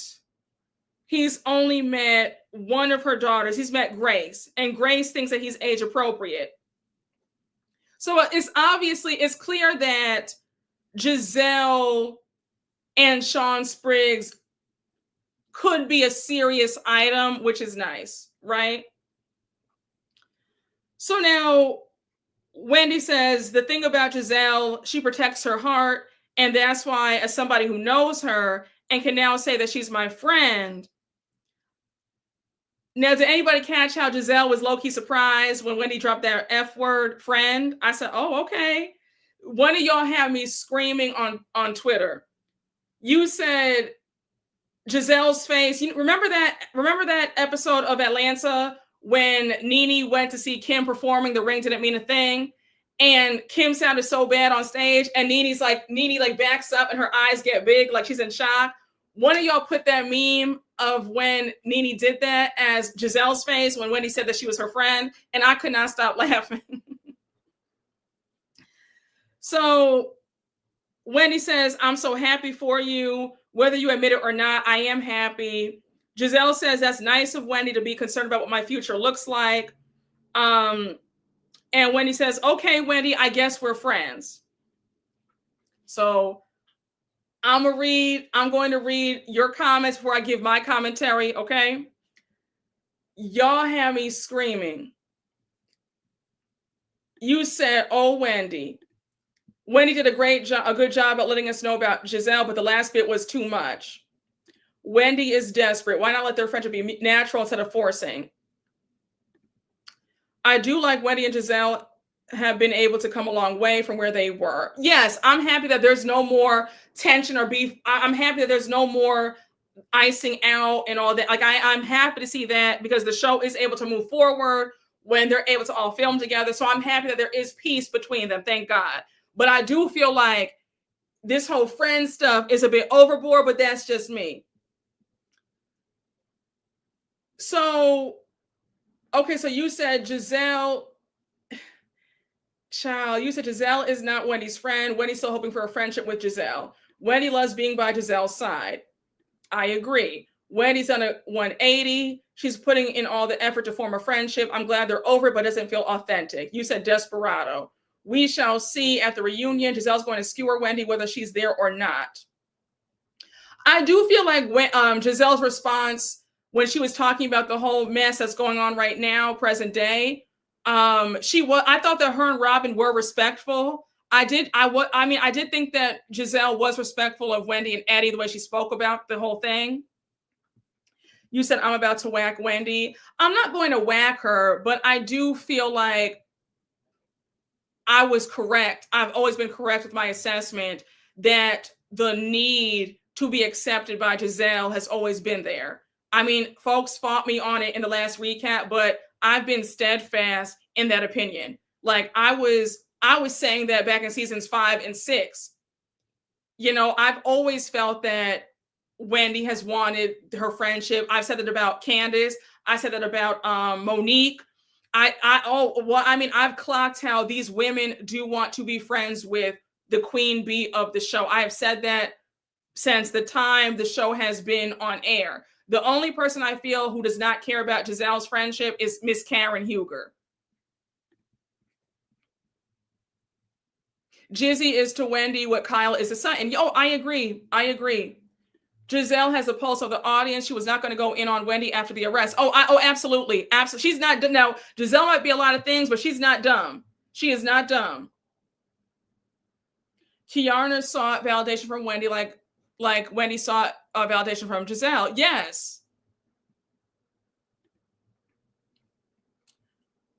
Oh, thank you so much. Yeah, Wendy's desperate for friendship. No, I've always felt that she's wanted to be friends with Giselle. And again, for all of y'all who are watching the replay of this live, feel free to tussle with me in the comments, but I'm standing 10 toes down and I said what I said. And I felt this way from jump. So Feel free to get mad at me, but I'm not going to back down from my true opinion. Okay. I don't think Stacey cares much either. That's also very true. I think that Stacey does not really care that much either. I know you're right. I think that Stacey is in her own world. And I think that she's realizing that the fans love her. So she really doesn't care about Giselle or what Ashley and them have going on. No, I'm serious. Me and my 10 toes, Brooke. No, I'm being honest. I'm not going to lie, I'm not going to lie to you all about how I feel. Even if I do get pushback, I can't be afraid of getting pushback to appease people because they don't want to hear what I'm actually saying. You know what I'm saying? So if I get pushback, that's fine. But I've always felt that there has been some desperation to be friends with the cool girl. And we see it time and time again on these shows. Beverly Hills, Sutton with Kyle, Emily and Gina with Tamra on OC. So I don't feel like I'm off base here. Hey, Kadaya to Torre, thank you for the super chat. Oh, I know you don't like Monique, but in the trailer, she says Stacey being into her ex-husband won't work. Oh, that's going to cause drama this season. Yeah, I'm hoping that production has chopped that up to make it seem like that's what she's saying. But I really hope that Monique's not foolish enough to think that she can control who dates her ex-husband. She didn't want that man. She was tired of that man. She couldn't stand that man. So if she's really going to say to Stacey that won't work about them actually dating and they were dating in the past, I'm going to be whacking Monique. I'm trying to give Monique a fair chance, but if she's really giving Stacey problems over Stacey and Chris, we're going to have an issue again. Okay. So, child. So now it's time for them to eat. The food looks really good. And as they're eating, there's a bit of like an awkward moment because Angel says, today is a good day. My baby just sent me some money so we can go shopping. So she's like, he just dropped a cool little 5,000 into my account. So Ashley's like, oh, like what? So Angel says, so we can buy some stuff in town, some artwork maybe. So Jessie says, girl, we are not spending 5,000 in Nevis. Now, okay. Here's my thing with this. Was it awkward? You said 5K, that's it. Most of these women got that. Well, we know that a few people on Potomac don't have that. I'm not trying to be funny, but I'm saying the few people don't have it. So, I mean, Potomac, we've never known Potomac for having all this money. I'm just saying. But to your point, though, that was a very tacky thing. I think that Angel was so eager to share that to impress them. And I said, Angel, you don't have to do this. You don't have to do this, Angel. I promise you. Okay. Okay. Wait a second. The way that some of these women come to people's houses empty-handed, folks not drinking their champagne that they bought for guests. I don't know about everybody having 5,000. People caught up in some stuff right now. I don't know if everybody has 5,000.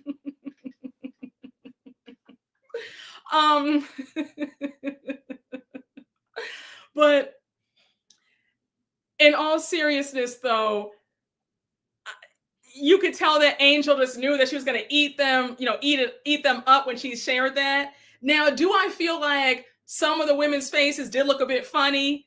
Yes, I caught a few people where I felt like, you know what? Let me not say it because I don't want folks to get mad at me. So I'm gonna keep my mouth shut. Okay, I'm gonna say it when they get to the scene when they get to the store. I'll say it. But Angel, you don't have to try so hard, girl. I promise you don't have to try so hard. Please. I love this for you. I love that, but I promise you, we don't have to try so hard to impress these women. Okay.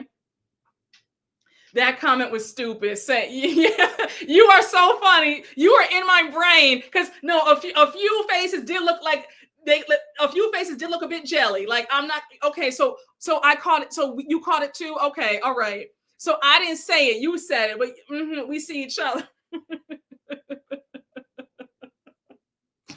You have me screaming right now.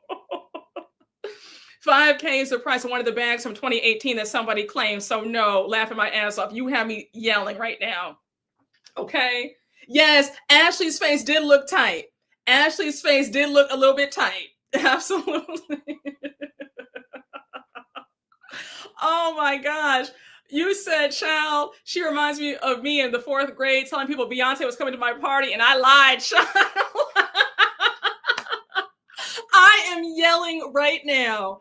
OMG, you have me screaming so loud. Now you told the girls in 4th grade that Beyonce was coming to your party. Okay.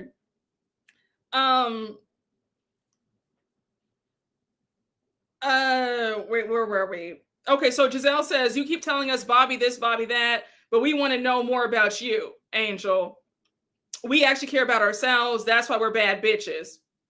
And yes, I do think that Angel kind of does use her husband as a crutch, and I do want to learn more about her, right? So no, this chat, no, seriously, guys, y'all are the best. This chat keeps me, y'all keep me screaming. The comments, the live chats are always so lit. Like, y'all are always in rare form. We see each other. The jokes are always flying. It's like Comedy Central here. Y'all are so witty and so funny. Like, y'all have me crying laughing, okay? Y'all are everything. Yes, like we had such a good time, okay? All right. No, it would not. Oh, no, it would not impress the Beverly Hills Housewives. Oh, absolutely. But remember, Potomac is not Beverly Hills. This is the same franchise that was, they were eating beans and franks at an event in foil pans. So I'm just saying, let's not act like Potomac was known for money. Okay, the girls are sitting up there eating 2 chips and a grape and 1 Ritz cracker at those events back in the day. All right. Okay. In dated homes. So I'm just saying. All right. Yes, they were eating hot dogs with no buns. Exactly. All right. Mia had them eating Subway sandwiches from 7-Elevens. 7-Eleven, not even Subway. She bought them 7-Eleven sandwiches on that rowboat in Miami. So please. Yes, they're having a complete meal this time. Exactly. Won't he do it? All right. They were eating Lunchables. They were eating Lunchables on that rowboat in Miami. So we've come a long way. Wait, one of y'all called me ignorant? No, I'm serious. Go back to season 8. It was season 8, episode 4, when Karen had that pickleball event, and she had 3 pans. One was, I think, yellow rice, Goya yellow rice that you can get for $2. And she made that herself in a pot. And then she had beans and franks. She had Bush's baked beans, and then chopped up hot dogs for them to eat. Go back and watch that episode. I'll never forget that. Just plain old cheap and just foolishness. It was season 8, episode 4, when NECA was on. A mess. So oh my gosh. No, listen. Yes. Like Candace and all, but that was tacky when they had that cash bar at their anniversary in season 3. No, that was very tacky. And then when Ashley had that cash bar in season 1, when she had that party, her birthday party that Michael threw for her, and then Giselle said, "Yeah, I don't go places with a cash bar," and she said she ordered her drink and then left and had somebody else pay her tab. Yes, honey. So straight from the stovetop, okay? Not food scanner. Oh my gosh. Listen, honey. So please, y'all, let's not act like Potomac has always had it together. This is their first time where everything is on point and the girls actually have some money in their pockets. So please. Robin spent $68 on on that family fun day and had no food for those kids. No food. She had one Capri Sun and some jumping ropes, and that was it. So please.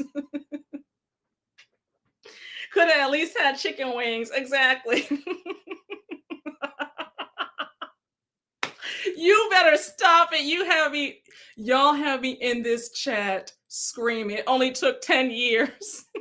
You said, Robin, you did all of this? Shout out to the Funky Dineva. She thought she was Jesus feeding 5,000 on a loaf of bread. You guys need to stop. Oh my gosh. Y'all have me screaming. Please, y'all. Hey, El My Bell. Thank you for the super chat. Earlier seasons were better. Season 2, they went to Bermuda, stayed at the Fairmont. Oh, yes. Cherise hosted that trip. Season 3, they went to Cannes. Okay, yes. Monique hosted that. Yes, that was a good trip. From the airport, they took a private helicopter to the hotel. It was high-end back in the day. Okay, fine. I'll give you that. I'll give you that. You reminded me of that. Yes, yes, yes. Seasons 2 and 3, we did get luxury from Cherise and Monique. But then seasons 4 through 8, they fell off completely. They fell off completely during those times. No, y'all really had me screaming over here. Y'all said, oh my gosh. Oh my gosh. Because Monique and Cherise, quiet as it's kept, were the only ones that had any real money. You said recession indicators. So anyway, y'all will not cut up like this.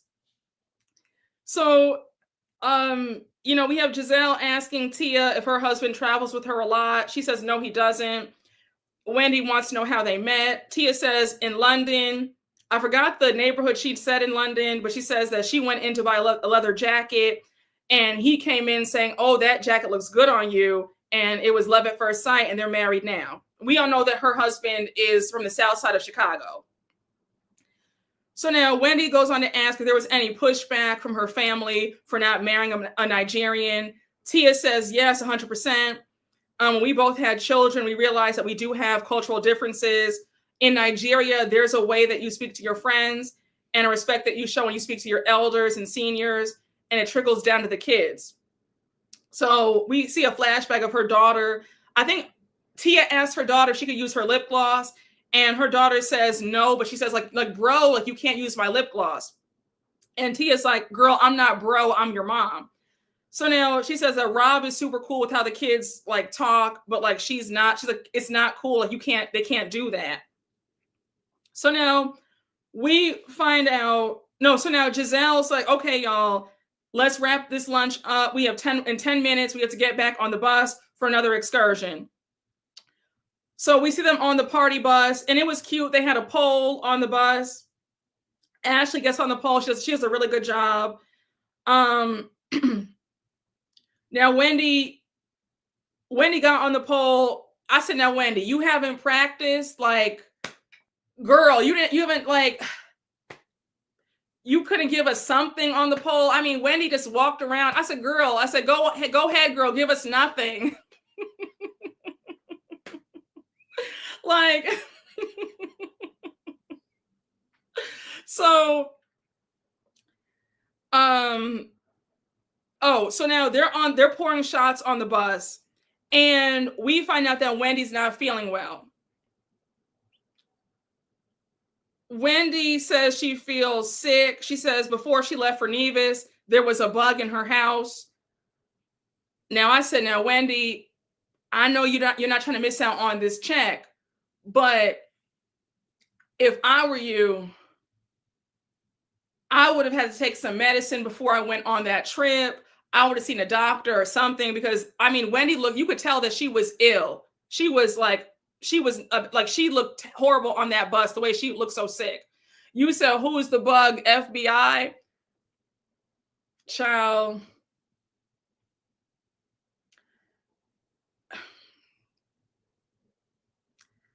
You know what I thought? You know what thought crossed my mind? I'm going to say it. The thought crossed my mind. Y'all, no, y'all get on my nerves with, no, you guys are so crazy in the chat. Oh my God. One of the comments has me. No, this chat is very brutal. And then when people catch the replay, I get blamed for what y'all say.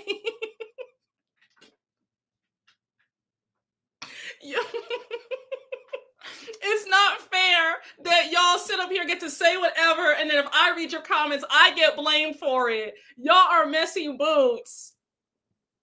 You said, you guys are so messy. You said, was the bug the one that broke in? My God. Child, you know what? Let me not even say. Let me not even say. You said, no, well, no, y'all don't blame me, but so y'all don't blame me, but I get a few folks who try to blame me down in the comments. Oh my gosh. Might be Junebug who did the job. You said heavy is the head. That's true. You said the bug of guilt. You know what's, no, that's what I was going to say. That thought crossed my mind. That thought, I wonder if she had gotten word or something, or she got something in her spirit and then she got ill. Because she was perfectly fine when she was on that plane in the first night. So then she got sick out of nowhere. That thought did cross my mind. That's what so, child, we see them, they get to the market. I already know you guys are about to cut up at this part because I saw one of your comments about this part too that had me screaming. They're at the market. Kenny, their singing tour guide, greets them. There are all these cute little shops there. They have like souvenirs, t-shirts, all that good stuff. I love a good souvenir. Like everywhere I go, I have to come back with souvenirs, shot glasses, magnets. Like I have so many souvenirs. Like I love it, right? I'm gonna spend some money in a gift shop. I'm gonna spend some money regardless, but I love a cute gift shop. So we see Wendy, Angel, and I think Jazzy in one of the stores, and Ashley and Giselle were in another store, I believe. No, Ashley was in the store too with Wendy and them. So they're looking at the t-shirts and souvenirs, and we cut to Wendy's confessional. And Wendy says, Angel, what are you buying at this flea market for $5,000? Those t-shirts are $12.35. And then she rolls her eyes. Now, I understand that Angel, it was a bit awkward for her to bring up how much her husband sent her a few hours ago. But it wasn't like Angel had mentioned the money part at the store. So why you felt the need to say that about the shirts are only $12.35, I just said, okay, I said, all right. I said, okay. Never mind. Let me not say my opinion because I don't want to be accused of being in my feelings, child. But I'm sure a lot of y'all know what I'm thinking when she said that in the confessional. I just said, okay. Yeah. That was my first thought. So now Wendy says she's feeling sick. She feels like she has the flu. So she has to leave the store. Now, mind you, she wanted to buy a few shirts, I guess, for her kids. And she's going to have Jazzy pay for her stuff. I already know y'all, because I saw y'all cutting up in the live about it. Baby, I said now personally, right? This is me speaking. Like, okay, I'm going to say this. I'm not a cheap person. I'm not stingy. So like if a friend is sick, I'm going to, you are so fun. Y'all have me in this chat yelling, stop. Y'all are about to get me in trouble. Stop.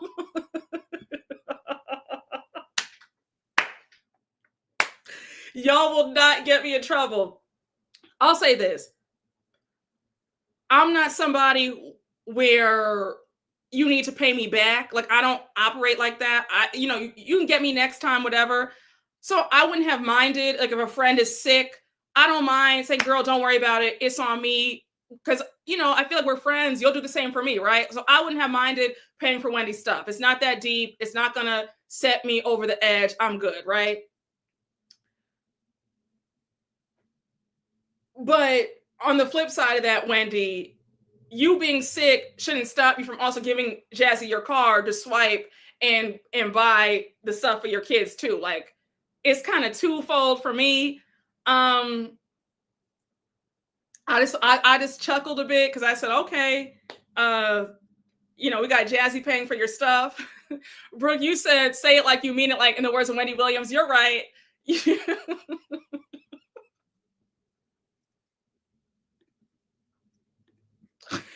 will not, oh my gosh. No, y'all have me screaming. Yes, it was very convenient. You said Wendy was too sick to pay. Listen.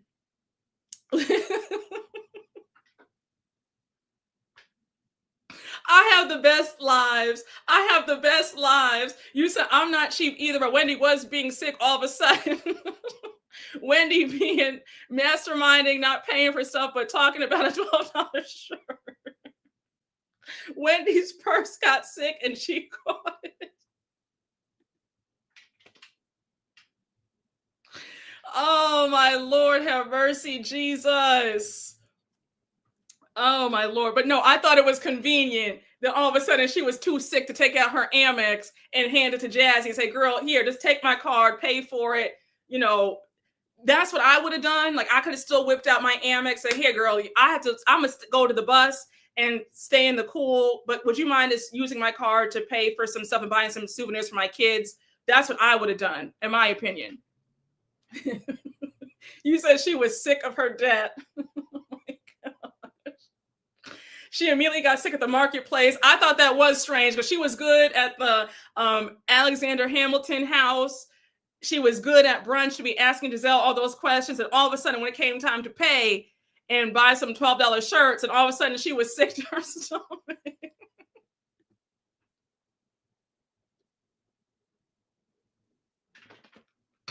There are so many jokes that I could make, but I won't make them.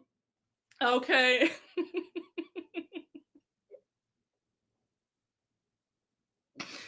Oh gosh, you guys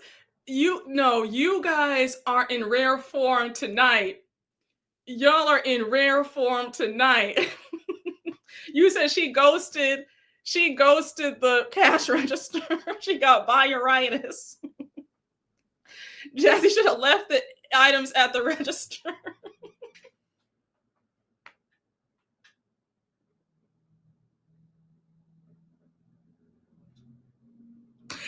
Y'all want me to be in trouble, don't y'all?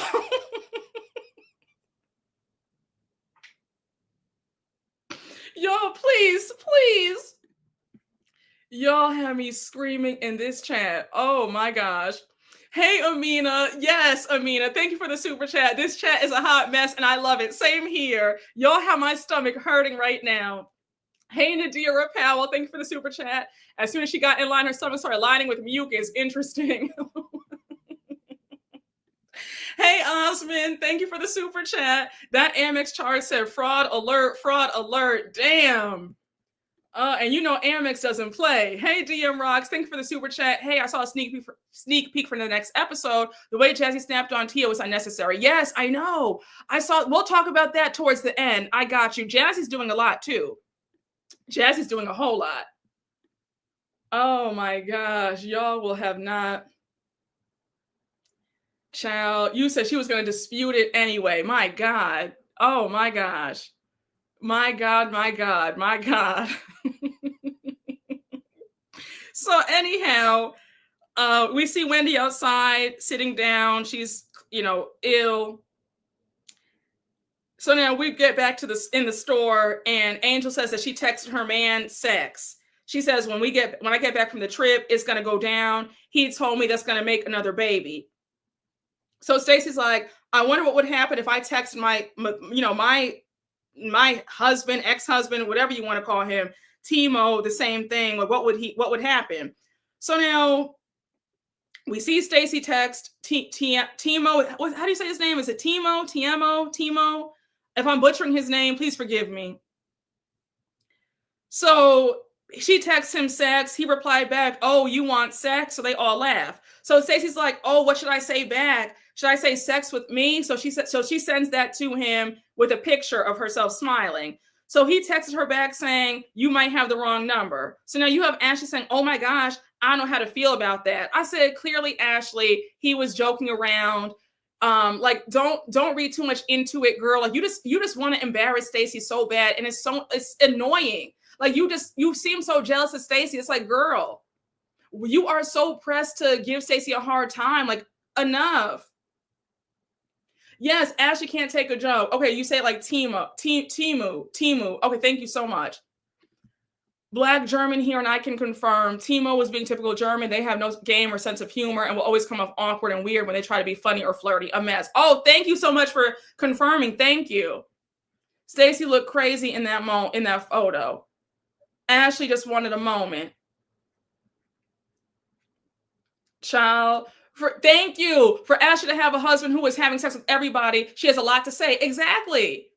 She really is a weirdo. It was that really pissed me off so bad when she went outside to tell Giselle. So they're outside and she's like, "Oh, Giselle, girl, we asked Stacey to sext her husband and she did it." And he said, "Oh, like, who is this? You might have the wrong number." So they're both cackling. And now Stacey knows they're talking about her. So she says, "Stop talking about me." So Stacey says, "I never sent him anything like that before." So it's like, it's new to both of us. My thing is this, Stacey, you're a grown woman. Do not let these women bully you. Whatever you want to do or say to your husband, however you joke with each other, don't let them sway you. Don't let them laugh at you. Like, I was so irritated with that. Why are you so pressed to embarrass Stacey? Like, are you guys okay? It's weird. It's weirdo behavior. Yes, it is very middle school behavior. Very middle school behavior. Child, it's just so annoying. Ashley has no storyline. Why is she still here? And girl, you would have really been crying because I would have said, "Baby, not too much. Not too much." Because you had to do all sorts of stuff to keep your man who still didn't want to be kept.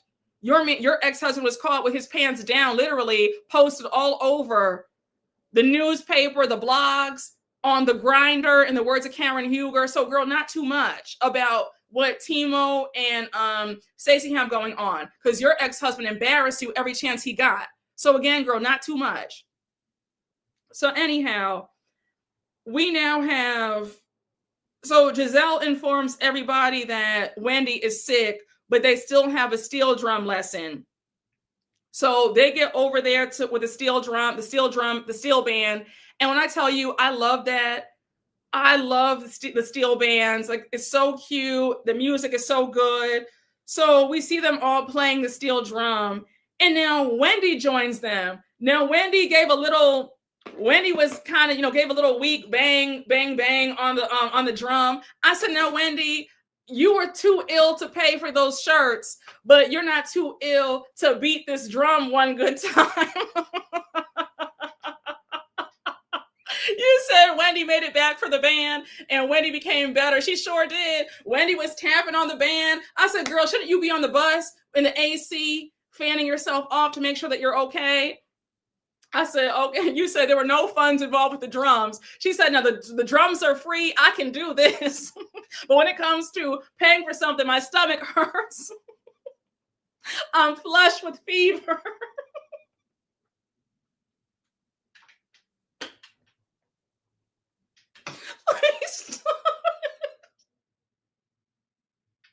Oh my gosh, honey. Yes, honey, she pulled through.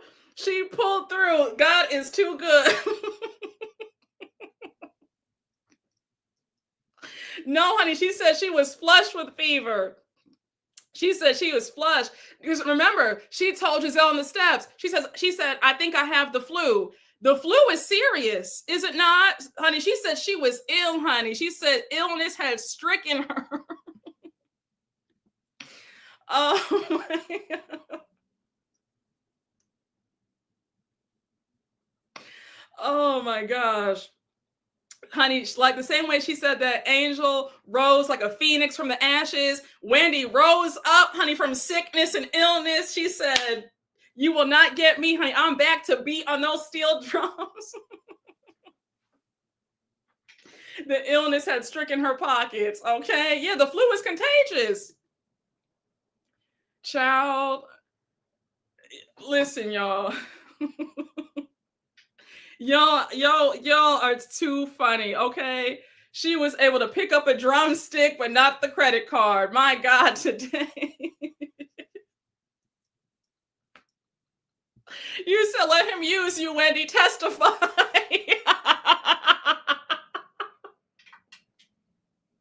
Y'all will not sit up here and cut up like this. Y'all will not cut up like this. Not today.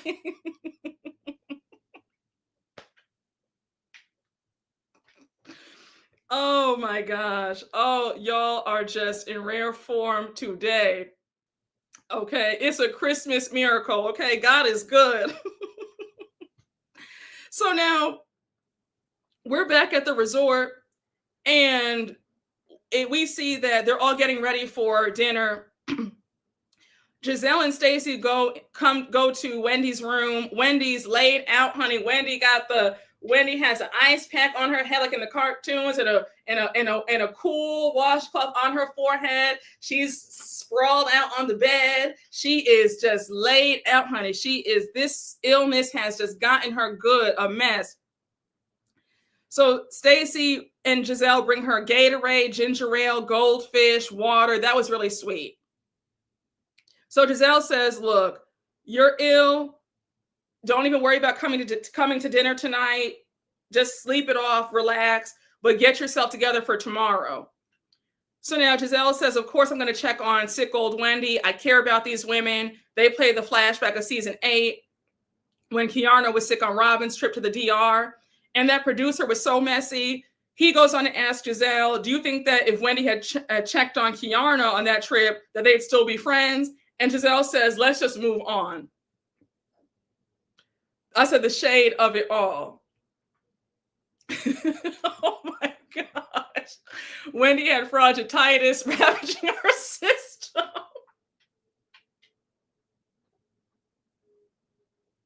Y'all will not sit up here and act out like this. Please, y'all. Oh my gosh. Y'all are... Oh my gosh. Y'all will not let up. Honey, no, the chat is on 10. And I said, I'm so happy that I did this live because I knew you guys would show out in the live. You guys, some episodes need to be live. Oh, wait. So hold on. I have some tea. Girl with the court date on Friday and wife swap on Sunday. No. So Chris told me because shout out to Chris, C Diggy one here on YouTube. We collabed together on Friday. Chris let me know that they moved the court date. And then I was like, wait, are you sure? So then a lot of y'all in my comments said, "Brooke, they moved the court date." So Wendy's court date is no longer this Friday. Wendy's court date is next month. So shout out to one of my mutuals and subscribers on Twitter. Shout out to you. I don't know if you want me to say your name or not, but I'll keep your privacy, right? But one of my mutuals on Twitter lives in the same county as Wendy. She told me the tea. She said that Wendy's new court date is December 2nd, and Eddie's court date is now December 12th. So hers is first, and Eddie's is 10 days after hers. So, yep. They moved it. So Wendy's is December 2nd, Eddie's is December 12th. And I said, shout out to the good people who live in Carroll County. And shout out to my mutual who told me this. So yeah, I just thought I would tell you guys the new updates. So now, anyhow, we're now at the last scene. And they're at the restaurant. Everybody's there except for Wendy because she's sick. So The restaurant looks so cute. It's called Sunshines. Keiarna says that it smells like barbecue marijuana. We meet the owner of Sunshines. His name is Mr. Sunshine. He was really sweet. He starts them off with the shot called the Killer Bee. Now that shot looked good. It looked strong, but it looked really good, right? So anyhow, he welcomes them to Nevis. He says, I'm going to cook for you guys personally. So now, Angel, you need to learn how to just move on. Because when you said, am I going to be on the menu tonight? I said, Angel, it's a new day. Enough already. That was a full 24 hours ago. Why do you want to start mess back up? You've gotten your apologies. You had a nice day at the market and playing in the steel band. Just let's move on. Enough. It's almost like now you're itching for another fight because you should not be saying, am I on the menu now? Like, girl, stop, please. Yes, Angel wants to be discussed. She does. She's now addicted to the attention. She now wants to be talked about. She wants to have her feelings hurt. She wants there to be some more discourse surrounding her. She wants that now. It's like, girl, enough. Girl, we really don't give an inch of a damn about your pixelated photos. Like, no, for real, we really don't care. We truly don't care. My goodness. So now, Giselle says, they all paid the question dust. They were all like, Angel, girl, you want a moment. We're not going to give it to you.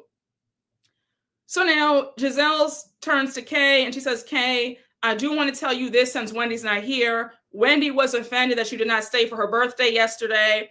And Stacey goes on to ask, why didn't you stay? So Keiarna says, I was tired. I was also hurt for my other friend, meaning Angel, with the whole catfish stuff. Ashley says, I do think it was good for Angel to have the chance to have a fun time or a light time with us. Keiarna agrees. So Tia says, we ended on a great note. So now Jazzy calls out what Angel said earlier. Jazzy says, but then you told me earlier today that you did not have a good time last night. We're all confused. So now Giselle's like, wait, Angel, you didn't have a good time? And did you guys notice how Angel did stutter a bit? I said, Angel, don't backpedal now, girl. Say what you said to Jazzy earlier at the Alexander Hamilton house. So Angel says, well, I did feel away after dinner. I slept on it. Simple as that. So now Jazzy goes on to ask, and then you woke up and decided that you were pissed? And Angel says, yeah. So now Tia says, just my thoughts. If I were heavily filtered, I'd want somebody to come in and tell me, hey, babe, that doesn't look like you. So Jazzy says, so now, Tia says that she does filter a lot, right? She thinks that it's a bit too much. So now Keiarna says, Giselle, I do want to say thank you for telling me that Wendy was hurt because Wendy really acted so nonchalant. It seems like neither of us were acknowledging each other. And then she says, and to be honest, Jazzy, I was very hurt when you made that comment that I talked about Wendy because me and Wendy are in a fractured state. So now Jazzy says, well, how do you think I felt when you were sharing intimate conversations that I had with you? And we all know that she's talking about the conversations about Darius and the side babies and the cheating, all that mess. So Keiarna says, girl, I just stated facts. Jazzy says, there's no responsibility on what you do. And it makes me wonder, are you jealous? So Keiarna's like, girl, like, jealous of what? Like, stop. So Jazzy says, you lied and said my man had 2 children on me, which he didn't. So Keiarna's like, so he had 1? Like, which one was it? Was it 1 or 2? I said, Jazzy, I'm going to be honest with you. I don't care that much about Darius and the outside babies. Let it go.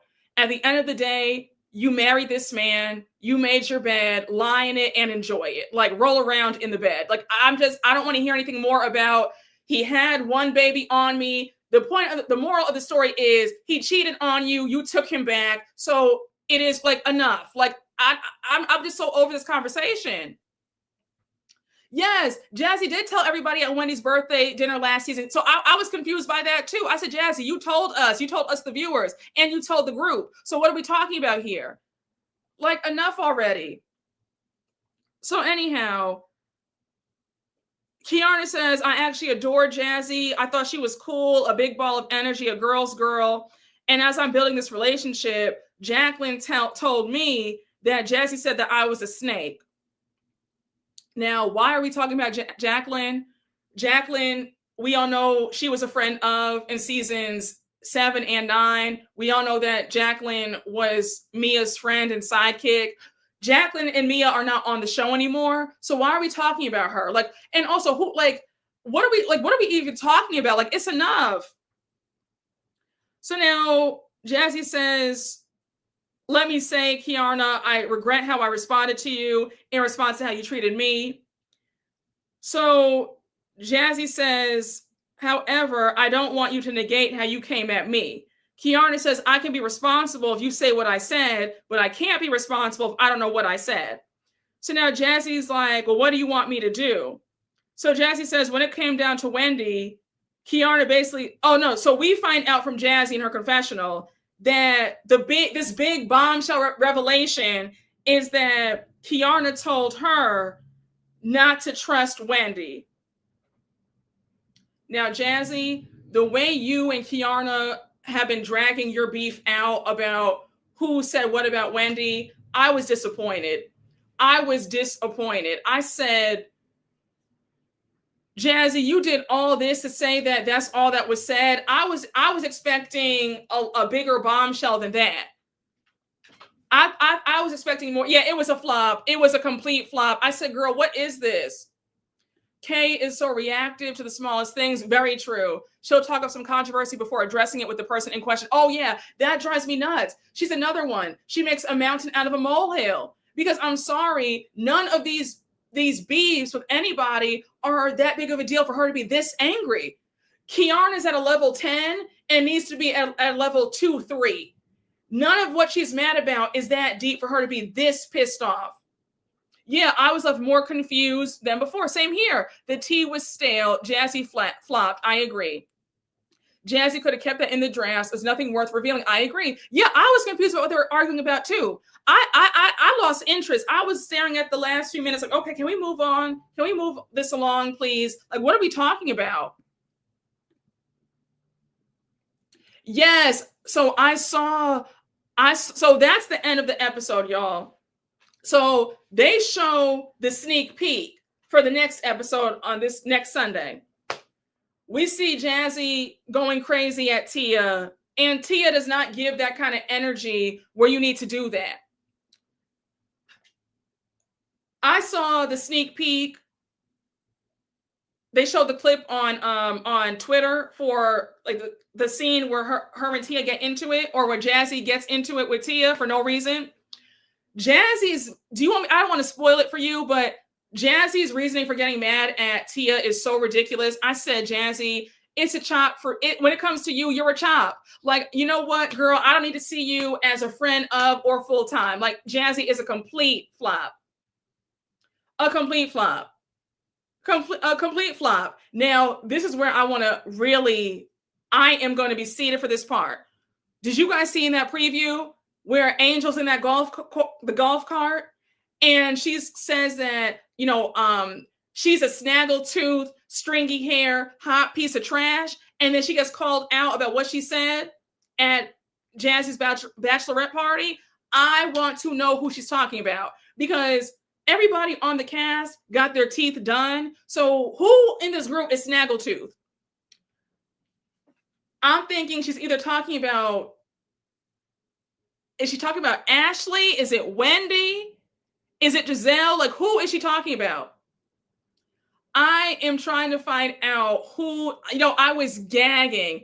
Yeah, I'm like, is it Wendy she's talking about? And she said, honey, a snaggletooth, stringy-haired, hot piece of trash. I said, not a hot piece of trash. Damn. I don't know who she's talking about. No, I don't think it's Jazzy, because Jazzy calls her out and says, we're going to see Jazzy call her out and say, girl, what were you saying in the golf cart? And then you see Angel looking stuck because she wasn't ready to be called out on that. It says it has to be Ashley with the stringy hair. Ashley, maybe. Either Giselle, Ashley, or Wendy. Maybe even Stacey. I hope it's Ashley just because. Is this the Angel scorn? I think it's Giselle because Wendy brought it up. My money is on Ashley. It better be Ashley. I put it on Stacey or Ashley. My money's on it. From her Watch Happens live episode last night, it seems like she does not really like Stacey. Ashley. Yeah, no, Tia and Stacey can't stand each other. Because they're going to get into it later on this season. We're going to see Stacey kick Tia out of one of her events. So and the way Tia was shading Stacey on Watch What Happens Live last night is evident that the beef is still on. But I'm curious to know who Angel's talking about in that golf cart. Stringy hair, she's speaking of Ashley, perhaps. It might be. Stringy hair and hot piece of trash automatically makes me think of Ashley. You said Sheila. You said I think it's Giselle because her hair always looks bad. Wendy or Giselle? What if it's Kay? No, it's not. No. You said Ashley or Wendy. Probably Wendy, the easy target, but I hope it's Ashley or Giselle.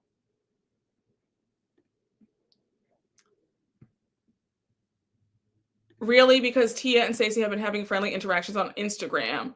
Oh, well, recently they're going at it. And Tia did shade Stacey on Watch What Happens Live with Karamo last night. You said trash equals Ashley. If it's Stacey, I'll be annoyed. What if it's Kay? It might be too soon to call it, but I think this season's reunion is going to be wild. May even be a 4-part. Oh, you think so? Well, you know what? Maybe, you know what? I think you might be right. And I also won't be surprised if they do tack on extra episodes because of what's going on with Wendy and what's going on with Karen, Karen coming out of jail. I won't be surprised if they are filming some stuff with Karen and if she pops up at this reunion. I don't need 4 parts, to be honest. This season has been wonderful. Oh, it was Stacey, Wendy, and Jesse on the cart with Angel, so it wasn't none of them. Oh, okay. Oh, I didn't even clock that. Okay, so I'm gonna go with it's Giselle or Ashley. Then it has to be one of them if they were on the same cart together.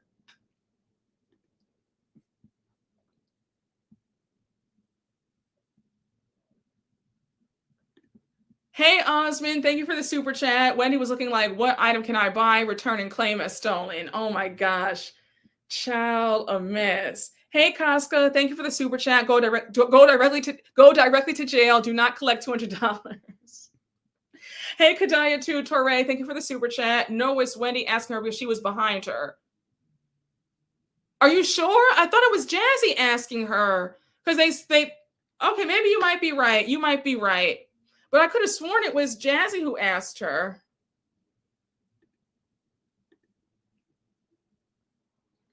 Again, my money is on Giselle. The Stacey Chris storyline is so lazy, Ashley needs to go. I can see Monique in the mess with Angel, LOL. Oh, I mean, well, listen, y'all. I was told that Monique is a completely different person. It's a 180 with her and how we might actually all like her. So who knows?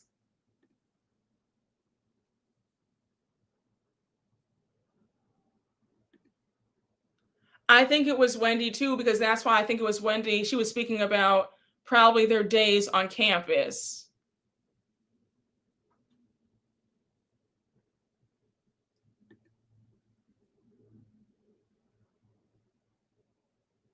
Angel said she liked Monique a lot at the premiere party.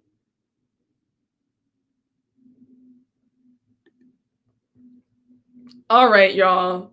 Well, when I tell you Potomac is really giving what the other girls were supposed to have gave, in the words of the iconic late great Rolling Ray, I thoroughly enjoyed myself. You guys made this episode even better. I mean, y'all had me laughing so hard in this chat. Like, you guys are just chef's kiss. Y'all really are the best. Like, I enjoy y'all. I love y'all down. But I'm going to jump off of here. I hope you all enjoyed this recap. I enjoyed recapping it with y'all. Yeah, I'm happy that You guys are so funny. One of y'all brought up Beyonce, and now I'm talking about Beyonce. You see how distracted I get looking at the chat? But no, I love y'all down. Thank you all for joining me today. I had a great time. Another great episode. Potomac, keep doing your thing because it's giving. But yes, y'all, I will see you all later for Salt Lake City. And I'm sure some other things happening in the news. But I will see y'all later and have a great rest of your evening, okay? But love y'all. Thank you, guys. Shout out to all my moderators. Thank you, Ayana. Thank you, Jameer, for everything. You guys are the best. And love y'all. All right, guys. I'll see y'all later.